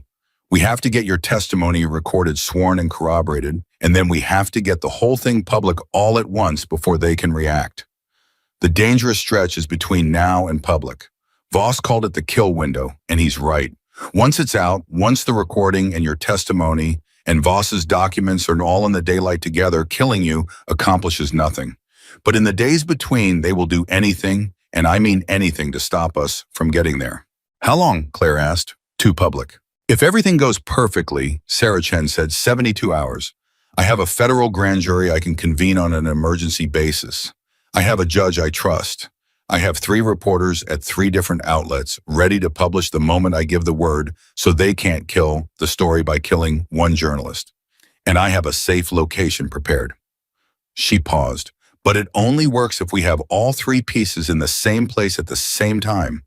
The recording, which I have, your testimony, which is in your head, and the corroborating documents." She looked at Voss. "Which, if I understand what you were saying before I arrived, you have. Somewhere they can't find it." Voss went very still. "You heard that," he said. "I heard the end of it," Sarah Chen admitted. "I've been standing here a while. You said you kept copies. Every time you had buried a piece of the truth, you kept a copy.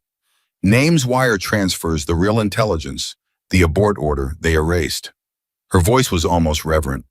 "Mr. Voss, if you have documentary evidence of the financial motive and the erased abort order, then you don't just complete my case, you make it unbearable.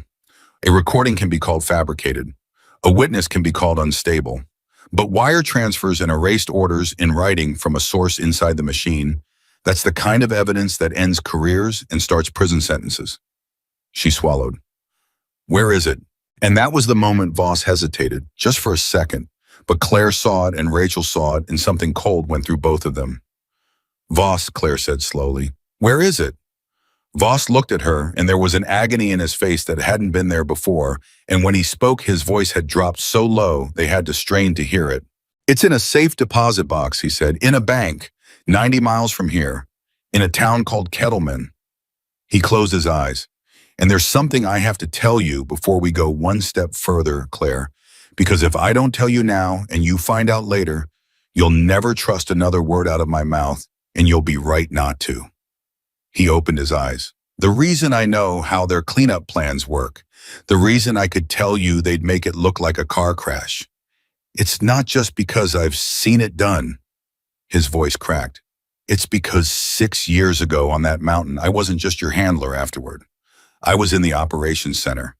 During, I heard you say, I won't do it. I was in the room. The silence that followed was absolute. I heard you refuse, Voss went on, forcing the words out. And I watched the man in the chair decide to let your team die. And I didn't stop him. I didn't say a word. I sat there and I let it happen because I was afraid, because that's what I was, a man who did what he was told and kept his mouth shut, and 11 men died while I sat in an air-conditioned room and said nothing. Tears were running down his face now, and he didn't wipe them away. And then afterward, when they wanted you dead too, when they realized you'd survived and might talk, I volunteered to handle it. I told them I'd take care of the Bennett problem, and they thought I meant I'd kill you. His voice broke completely, but I couldn't. I'd already let 11 of you die. I couldn't make it 12. So I faked your death instead. I buried you on paper and I hid you, and I told them the problem was solved. 6 years, Claire. 6 years I've been protecting the one witness to the crime I helped commit, because it was the only way I could live with myself. And I never told you because I knew that the day you found out I was in that room, you'd never be able to look at me again. Claire Bennett stared at the man who had saved her life, the man who had also, by his own silence, helped end 11 others. And every eye on that range was on her waiting, because no one knew what she would do, and neither did she. You were in the room, Claire said. Her voice was terrible in its quietness. When Hutch died, when Ramirez died, when Danny, my best friend in the world, bled out on that ridge calling for his mother, you were in a room with air conditioning, and you heard it, and you said nothing. Yes, Voss whispered. And then you saved my life. Yes. And you kept me alive for 6 years. Yes. Claire was silent for a long time. And when she finally spoke, her voice was thick with something that was not quite forgiveness and not quite rage, but some vast and terrible thing that lived in the country between them. I don't know how to feel about you, she said. I don't think I ever will. You're the reason I'm alive, and you're part of the reason they're dead, and I don't know how to hold both of those things at the same time. I don't think a person is supposed to have to. She wiped her face. But here's what I do know. You're the only one who ever told me the truth. Chen told me the truth about the mountain. But you just told me the truth about you, the worst possible truth, the one that could make me hate you, and you told it anyway, knowing it might cost you everything, because you wanted me to trust the man I'm about to walk into fire with. Her jaw tightened. And that right there is the difference between you and the men in those SUVs. They lie to survive. You just told the truth, even though it might destroy you. So I'm going to do something I don't fully understand and might regret. I'm going to trust you. Not because I forgive you. I don't know if I ever can. But because a man who tells that truth right now when he doesn't have to as a man, I can go to war beside. Voss's legs nearly gave out. Cole caught his arm. Now, Claire said, and her voice snapped back to steel, the box. Kettleman, 90 miles, deputy director, that's 90 miles of open road between here and the one piece of evidence that makes this unbearable, and the men who want us dead know I'm alive, and they are right now trying to figure out how to close their kill window. So the question is simple. How do we get to that box, retrieve those documents, and get them, you, me, the recording, and my testimony, all into the same secure place before they stop us? And how do we do it fast? There's a problem, Voss said. Of course there is. The box requires 2 keys and a signature, mine and a co-signer's. He grimaced. 6 years ago when I set it up, I was paranoid.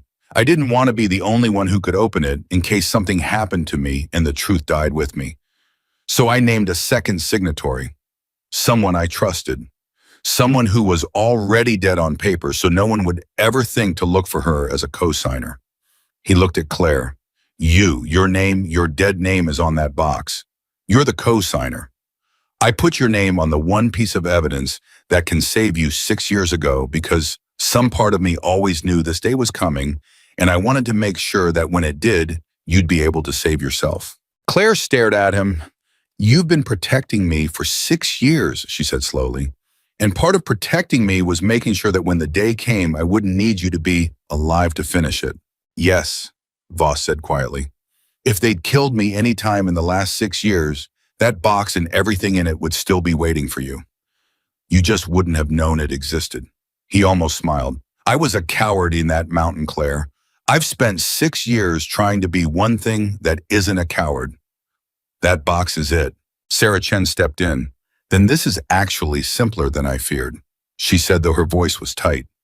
You two go to Kettleman, together open the box, retrieve the documents. I take Claire's sworn preliminary statement now on the record before you leave, so that even if something goes wrong on the road, the testimony exists. I convene the grand jury for tomorrow morning, and my reporters go to print the moment the documents are in evidence. She looked around at the Marines. But the road to Kettleman is the kill window, 90 miles of open highway. If they're going to hit us, that's where and when. Then they don't hit an unarmed handler and a lone woman on an empty road, Walker said. Everyone turned to him. You want to talk about a target, Walker said. A government sedan and a rental car alone on a highway is a target.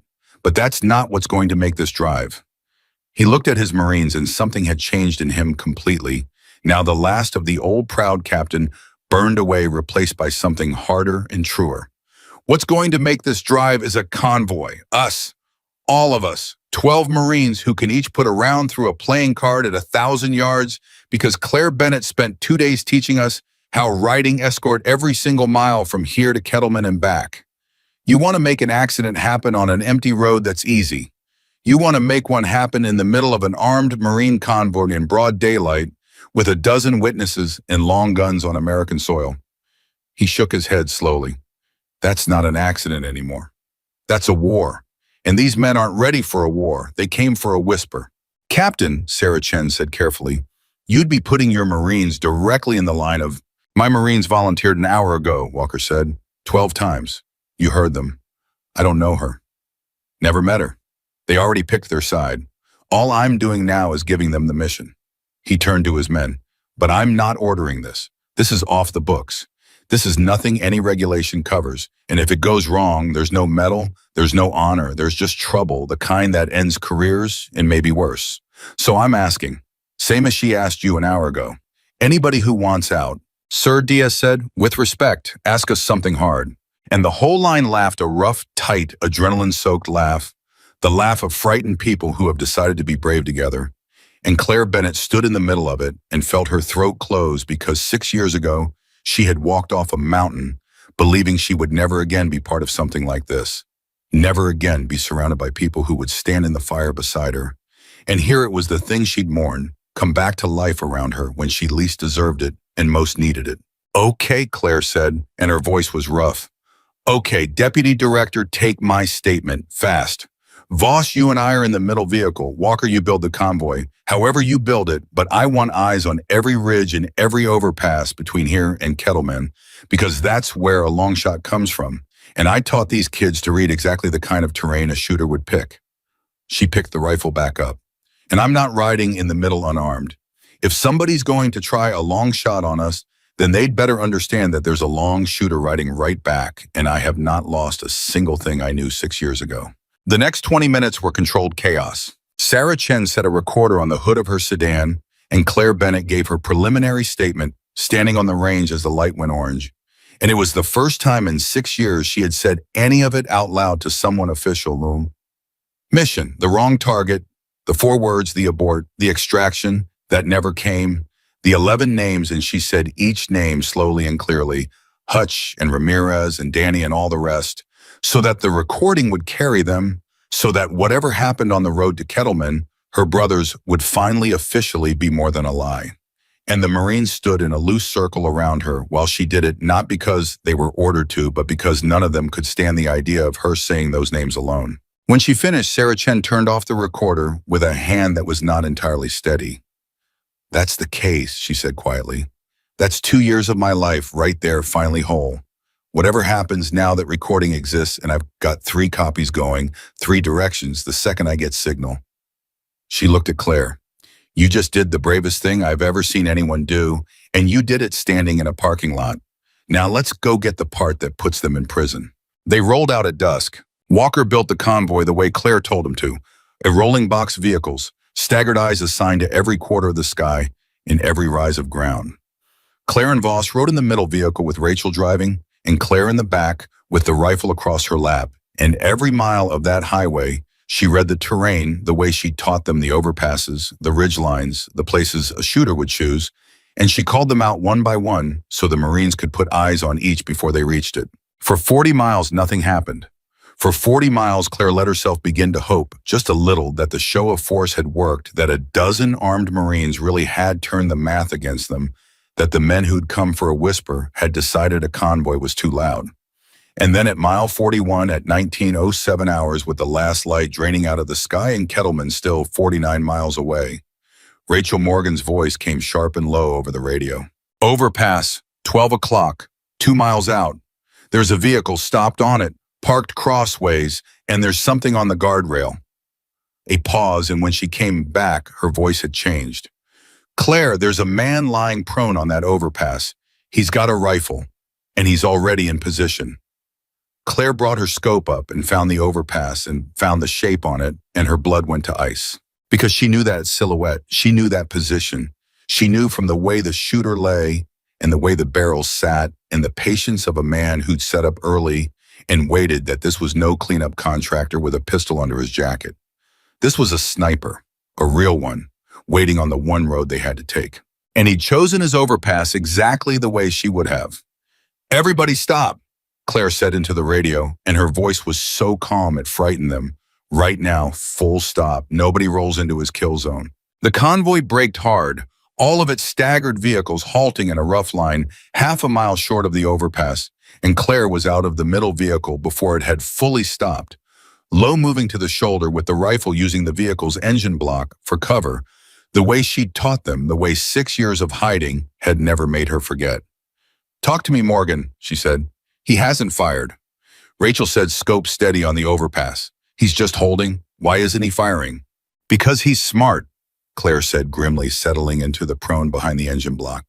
"He set up early, and he's disciplined, and he's waiting for the shot he wants.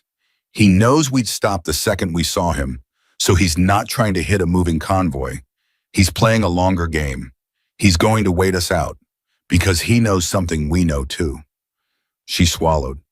"He knows we can't go around. This is the only road to Kettleman for 40 miles. He knows we have to come through him, and he knows we're on a clock. So what do we do?" Walker said, crouched behind his own vehicle 2 cars back. "We think," Claire said, "fast, because right now he's got the geometry and we don't, and the first person to move stupid is the first person to die." Voss's voice came from the middle vehicle, tight and urgent. "Claire, the clock is real. Chen said 72 hours, but the reason they sent a sniper instead of another car full of cleanup men is because they figured out the endgame. They know about the box. They must. They're not trying to kill you anymore, not just you. They're trying to stop that box from ever opening. If we sit here on this road all night, they win. They don't need to kill us. They just need to keep us from getting to Kettleman before Chen's window closes." Claire's mind was racing. He was right. The sniper didn't have to hit anyone. He just had to hold the road. Time was on his side, and time was the one thing they couldn't afford. "Range him," Claire said. "Morgan, give me a range on that overpass." 1,900 yards, Rachel said. "Give it or take." 1,900 yards. Claire looked through her scope at the prone shape on the overpass, and she felt the old cold clarity settle over her. The clarity that had once been the thing she was best at in the whole world before the mountain, before the guilt buried it. 1,900 yards into the last light of dusk, with the desert heat still bleeding off the road and the overpass concrete, which meant thermals, which meant exactly the kind of lying wind she'd spent 2 days teaching these Marines to read. And then something occurred to her that made her go very still. "Morgan," she said slowly, "look at the terrain between us and him. Really look. The road dips through that low ground at about 1,000 yards, doesn't it? And there's that ridge on the right side, the one catching the last of the sun." "Yes," Rachel said. "Why?" "Because it's the same valley," Claire whispered. "It's the exact same problem. Heating rock on the ridge. Rising column. Cooler air pulling across the low ground underneath. There's a wind layer out there 1,000 yards downrange, running opposite to the wind at our feet. He's set up on that overpass, and he's a professional, and he's reading the wind at his position at the overpass, and it's telling him one thing." Her voice sharpened. "But he doesn't know this valley. He flew in. He's set up on a map. He doesn't know that the ridge on the right heats up at dusk and throws a thermal across the low ground. He's measuring the wind at the overpass, but that's not the wind that's going to touch his bullet. Rachel Morgan's breath caught. He's making the exact mistake we made on the range. He's making the exact mistake we made on the range, Claire said. The mountain's lying to him. He just doesn't know it yet. But it'll lie to your bullet too, Walker said. If you shoot back, your round crosses the same layer. Yes, Claire said, it will, but there's a difference between him and me, Captain. Her eye was steady on the scope now. Her breathing slowing, the operator fully surfaced the woman who 6 years ago had been the best there was, coming all the way back.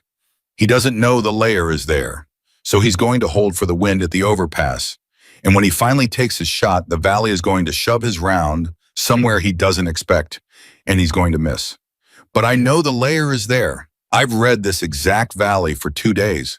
So I'm going to hold for the fight my bullet is actually going to have. He's shooting a battlefield he can't see. I'm shooting one I've memorized. Claire, Voss said, 1,900 yards, dusk, cross thermals. Nobody makes that shot. I made a harder one once, Claire said quietly, and I've regretted every day since that I didn't have the nerve to make the one after it. Not this time. She keyed the radio. Here's the plan, and it has to be perfect because we get exactly one attempt at this. Morgan, you're my spotter. I don't trust anyone else's eyes at this range in this light. Walker, I need a distraction, something that makes him commit to a shot before he's ready, because a patient sniper waiting is unbeatable, but a sniper who's rushed into firing early gives me the one thing I need. What do you need? Walker said. His muzzle flash, Claire said. In this light at that range, I can find him by his position, but if he fires, I get his exact location, his exact posture and confirmation that he's committed and can't move for the second and a half it takes his bolt to cycle. I need him to shoot first. I need him to shoot at something that isn't a person. And I need to already be on him when he does. There was a silence on the radio. You want us to draw his fire, Walker said slowly. I want you to draw his fire at an empty vehicle, Claire said. Nobody in it. We push one of the trucks forward, doors open, rolling slow. No driver, just waited on the pedal into the edge of his kill zone. A patient sniper holding for the convoy sees a lead vehicle finally advancing, and he takes the shot he's been waiting all evening to take. And the second his muzzle flashes, I already have my hold set for the valley, and I send mine back down the same corridor he thinks he understands and doesn't. She paused. It's a bluff and a trap wrapped together. And it only works if he takes the bait, and if my read on the valley is right, and if I don't miss. 3 ifs. On any other day, I wouldn't like those odds. But we're on a clock, and it's the only play that doesn't involve us sitting here until Chen's window closes and they win by doing nothing. And if your read on the valley is wrong, Voss asked quietly, then I miss, Claire said, and he relocates and we're worse off than before and we probably lose. So I'd better not be wrong. She settled deeper into the prone. But I'm not wrong, Voss. I've read this valley for 2 days. I know this valley better than I know my own name. The one thing in this entire world I am still certain of is how the wind moves across ground I've studied. Everything else I lost on that mountain, but not that. Never that. They set it up in the failing light, fast and quiet. Cole rigged the lead truck a length of rope on the wheel to hold it straight, a wedge on the accelerator, and they aimed it up the road toward the overpass and let it roll slow and steady, an empty vehicle advancing into the kill zone like a lamb walking to the altar. And Claire Bennett lay behind her rifle in the dirt off the shoulder, and Rachel Morgan lay beside her with the spotting scope, and the rest of them held their breath, and the empty truck rolled forward into the last purple light, 40 yards 60-80 closer and closer to the corridor, where a patient man had been waiting all evening for exactly this. Come on, Claire breathed. Come on, you've been waiting all night. There's your lead vehicle. Take it. Wind check, what she murmured to Rachel. Talk me through the valley. Tell me what you see. The ridge on the right is still throwing heat. Rachel said, her voice low and steady, all the training Claire had poured into her over 2 days coming to bear in the most important moment of both their lives. The grass in the low ground at 1,000 is laying over left, hard left, opposite to what we've got here at our feet. It's the layer. It's exactly the layer, same as the range, same as day one. Good eye, Claire said softly. That's my girl. That's exactly it. She adjusted her hold, left, far left, into what looked like empty desert well off the overpass, a hold so aggressive that if the sniper could have seen it, he'd have laughed the same way Walker had laughed on the range 3 days ago. It felt insane. It always felt insane. She held it anyway because a crying kid had once hit a target she couldn't by trusting exactly this. And because she had spent 2 days teaching a dozen Marines that the compromise between the truth and a lie is just a smaller lie, and she was not tonight of all nights going to tell herself a smaller lie. The empty truck rolled to 90 yards short of the overpass, and the sniper took the bait. His muzzle flashed a hard, bright point in the gathering dark, and his round tore through the windshield of the empty truck dead center, a perfect shot at a driver who wasn't there. And in the quarter second that his rifle recoiled and his eyes stayed locked to his own scope, absolutely certain he'd just killed the lead driver of the convoy, Claire Bennett had everything she needed. His exact position, his exact posture, confirmation that he was committed, bolt cycling blind to everything but his own scope for the length of one breath. Got him, Claire said, sending. She breathed out halfway and held and let the shot surprise her exactly the way she'd taught them. And the rifle bucked against her shoulder, and a bullet left the barrel at 1,900 yards and climbed into the dark and crossed a river of wind that the man on the overpass did not know was there. A river that would have shoved his own return shot wide, a river that Claire had held for because she'd memorized it, and the round road that holed down the corridor of the valley she knew better than her own name, and found the shape on the overpass in the last of the light. For one full second, nobody breathed. And then faint across 1,900 yards of desert, they heard it. Not steel, not this time. They heard the rifle on the overpass clatter against the concrete as the man behind it went still, and Rachel Morgan, eye pressed to the scope, let out a long, shaking breath and said the only word that mattered. Down, he's down, Claire, he's down. The convoy erupted, but Claire didn't move. She stayed in the prone scope, steady on the overpass, watching, because 6 years of hard lessons had taught her that the shot you celebrate is the shot that kills you. And she held there long past the point of certainty until she was absolutely sure the shape on the overpass was not going to move again, until she was sure there was no second shooter, no backup, no trap inside the trap.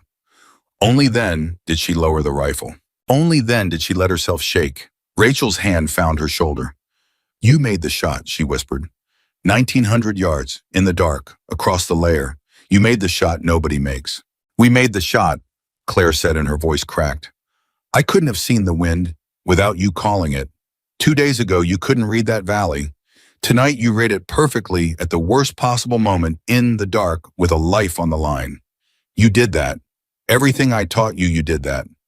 She turned and looked at Rachel, and there were tears on her face now. The adrenaline and the grief and 6 years of buried feeling all breaking loose at once. They didn't die for nothing, Rachel.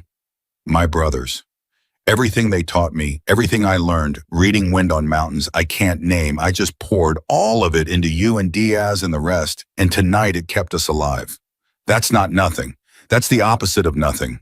They reached Kettleman at 2140 hours. The bank manager, roused from home by a federal deputy director with emergency authority, met them at a side door with shaking hands, and Voss and Claire went down into the vault together, the handler and the woman he'd buried. And it took 2 keys and 2 signatures, his real one and her dead one. And when the long steel box slid out and the lid came up, there it all was. 6 years of the truth, the wire transfers, the real intelligence, naming the target as an asset of their own government. The abort order they could erased with the timestamp that proved command received it 11 minutes before the extraction turned around. Every name, every dollar, every lie in writing from a man who'd been in the room. Claire lifted the file out with both hands, and it weighed almost nothing, and it weighed everything. This is them, she said quietly. This is all of them, in prison. This is Danny getting to rest. This is you getting to live, Voss said, in the daylight as yourself for the first time in 6 years. Deputy Director Sarah Chen convened her emergency grand jury the next morning at 9 a.m. Claire Bennett testified for 4 hours under her own name, a name that had said deceased in red for 6 years and would never say it again. The recording played, the documents entered evidence. And at 1400 hours, 3 reporters at 3 different outlets who had been sitting with a story and waiting for one word received it all at once. And by that evening, the whole thing was out everywhere, unburiable, exactly as they'd planned. The dirty mission, the wrong target, the cooked intelligence and the money behind it, the abort order, the extraction that turned around. 11 men left to die on a mountain to protect a crime that went almost to the top of the government. And the moment it was public, the kill window slammed shut forever. Because Sarah Chen had been right, and Rachel had been right, and Voss had been right. A dead witness who never talked was a solved problem. A witness who'd already told the whole world everything was just a martyr who proved the story true. Killing Claire Bennett stopped making any sense at all the instant the world knew her name. The arrest came fast after that. The man who'd sat in the chair in the operations center. The men above him who'd cooked the intelligence to protect their money. One by one, over the following weeks, they were pulled out of their offices and their homes and their comfortable lives, and the machine they'd built to bury the truth turned out to have no defense at all against the truth simply being spoken out loud by the one witness they'd been so sure was dead. Gerald Voss testified too. He didn't have to. Chen offered him a way to stay in the shadows to be a confidential source to keep his name out of it. He said no. He walked into that courtroom and he told them under oath in front of the world that he had been in the operations center, that he had heard Nightingale refuse an unlawful order, that he had watched a man decide to let 11 soldiers die, and that he had said nothing. He confessed his own silence in open court, the coward he'd been, and then he laid out every piece of evidence he'd spent 6 years hiding, and when it was over, he accepted whatever came next without a word of complaint, because a man who'd spent 6 years trying to be one thing that wasn't a coward had finally completely become it. Claire went to see him after. "You didn't have to confess your part," she said. "Chen gave you a way out." "I've taken every way out there was for 6 years," Voss said. "I was done taking them." He looked at her. "Have you decided yet how you feel about me?" Claire was quiet for a long moment. "No," she said honestly. "I don't think I ever will. You're the reason I'm alive, and you're part of the reason they're dead, and I still don't know how to hold both. But I know this. When it mattered at the very end, you stopped hiding. You told the truth even though it cost you everything. And my brothers get justice because of it." She put her hand on his. "So maybe I don't have to decide. Maybe some things a person just carries both of them forever, and that's the honest way to carry them. But I'm not going to hate you. I decided that on the range, and I'm deciding it again now. I'm not going to hate you." For a man who'd expected hatred for 6 years, it was more than he'd ever dared hope for. The Marines deployed 3 weeks later, right on schedule, and they passed their qualification with the highest scores the range had ever recorded, and Captain Ethan Walker was a different man than the one who'd thrown a rag in the dirt. His perfect record had a mark on it now, a formal reprimand for the off-the-books convoy, a mark that would follow him for the rest of his career, and he wore it like the medal it actually was. Because he understood now in his bones the thing Claire had tried to tell him that first day. A man who'd never been tested wasn't strong. He was just untested. And Ethan Walker had finally been tested on a highway in the dark with a woman's life in his hands and his whole career on the line, and he had not broken. He'd found out what he was made of, and it turned out to be the right thing, and that was worth more than any record. Overseas in mountainous country with wind that lied exactly the way Claire had warned them it would, they fought differently than any unit before them. Their computers failed in the thermals the way they always would, but the Marines didn't panic and they didn't miss because they no longer trusted the machine more than their own eyes. They read the grass. They read the heat off the rock. They read the rivers of wind the sensors couldn't see. And when a mission in the high country came down to a shot that the ballistic computers swore was impossible, it was Diaz who took it. Corporal Diaz, who'd cried in the shower believing he was worthless, and he held for a valley he could read like a page, and the round found its target, and his whole unit came home alive. That night, half a world away, Diaz wrote a letter he'd never send because he didn't have an address to a woman who'd told him it was never his fault. Claire Bennett didn't disappear again. That was the thing that surprised everyone, including her. She'd spent 6 years believing that invisibility was the only safe way to exist, and the day the story broke, she'd braced herself to slip away one more time to build a new quiet life somewhere no one knew her name. But she didn't, because there was no longer any reason to hide, and more than that, because she'd learned something on that range and that highway that she'd forgotten on the mountain. She'd learned that the not belonging had been its own kind of lie, that she belonged among soldiers more than she belonged anywhere, That the guilt she'd carried, the terrible certainty that she didn't deserve to stand among them, had been a punishment she'd sentenced herself to for the crime of surviving, and that she'd served that sentence long enough. She became an instructor, not in the shadows, in the open under her own name, the name that had come back from the dead. She taught young snipers to read the wind that the machines couldn't see, to trust their eyes over their computers, to understand that the mountain would always try to lie to them, and that the whole job was learning to hear the truth underneath it. She taught them the way she'd taught Diaz on that range, lying in the dirt beside them, speaking low, telling each of them the same thing when their confidence broke, that it was the mountain, not them, that it was never them. In every class on the first day, she told them a story about a woman who once walked onto a range carrying a bucket, whom nobody noticed and nobody respected, who fixed in 90 seconds a problem that had beaten an elite unit for 3 days, not because of a rifle, but because she understood the thing the machines never could, that the greatest weapon on any battlefield was never the rifle. It was the person behind it, and whether that person had the courage to trust what they saw, to make the hard call, to refuse the unlawful order, to tell the truth when it cost everything, and to keep standing among the people they'd sworn to protect even after they'd convinced themselves they no longer deserved to. The classified report on the whole affair, the one that eventually got written and buried in a different, cleaner way, ended with a single line that Deputy Director Sarah Chen insisted on over the objections of people who wanted no line at all. One witness refused to stay buried. It read, and in doing so, she taught an entire generation of soldiers the most important lesson of all, that the trigger is easy and that the whole of a warrior's worth is in knowing against every order and every pressure and every lie exactly when not to pull it. Claire Bennett had walked off a mountain 6 years ago as the only survivor of 11 brothers, carrying a guilt she was certain would bury her. She had spent those years invisible, unnoticed, a woman with a bucket whom no one respected, believing to the bottom of her soul that she no longer belonged among the living, let alone among soldiers. And it had taken a crying kid she couldn't walk away from, and a captain who threw a rag in the dirt, and a promise that got broken, and a highway in the dark, and one impossible shot across a valley she'd memorized to teach her the things she'd forgotten and would never forget again. The greatest weapon is not the rifle. It is the person who understands, when the whole world is lying to them, how to see the truth and the courage to act on it no matter what it costs. Claire Bennett was that person. She always had been, and she never disappeared again.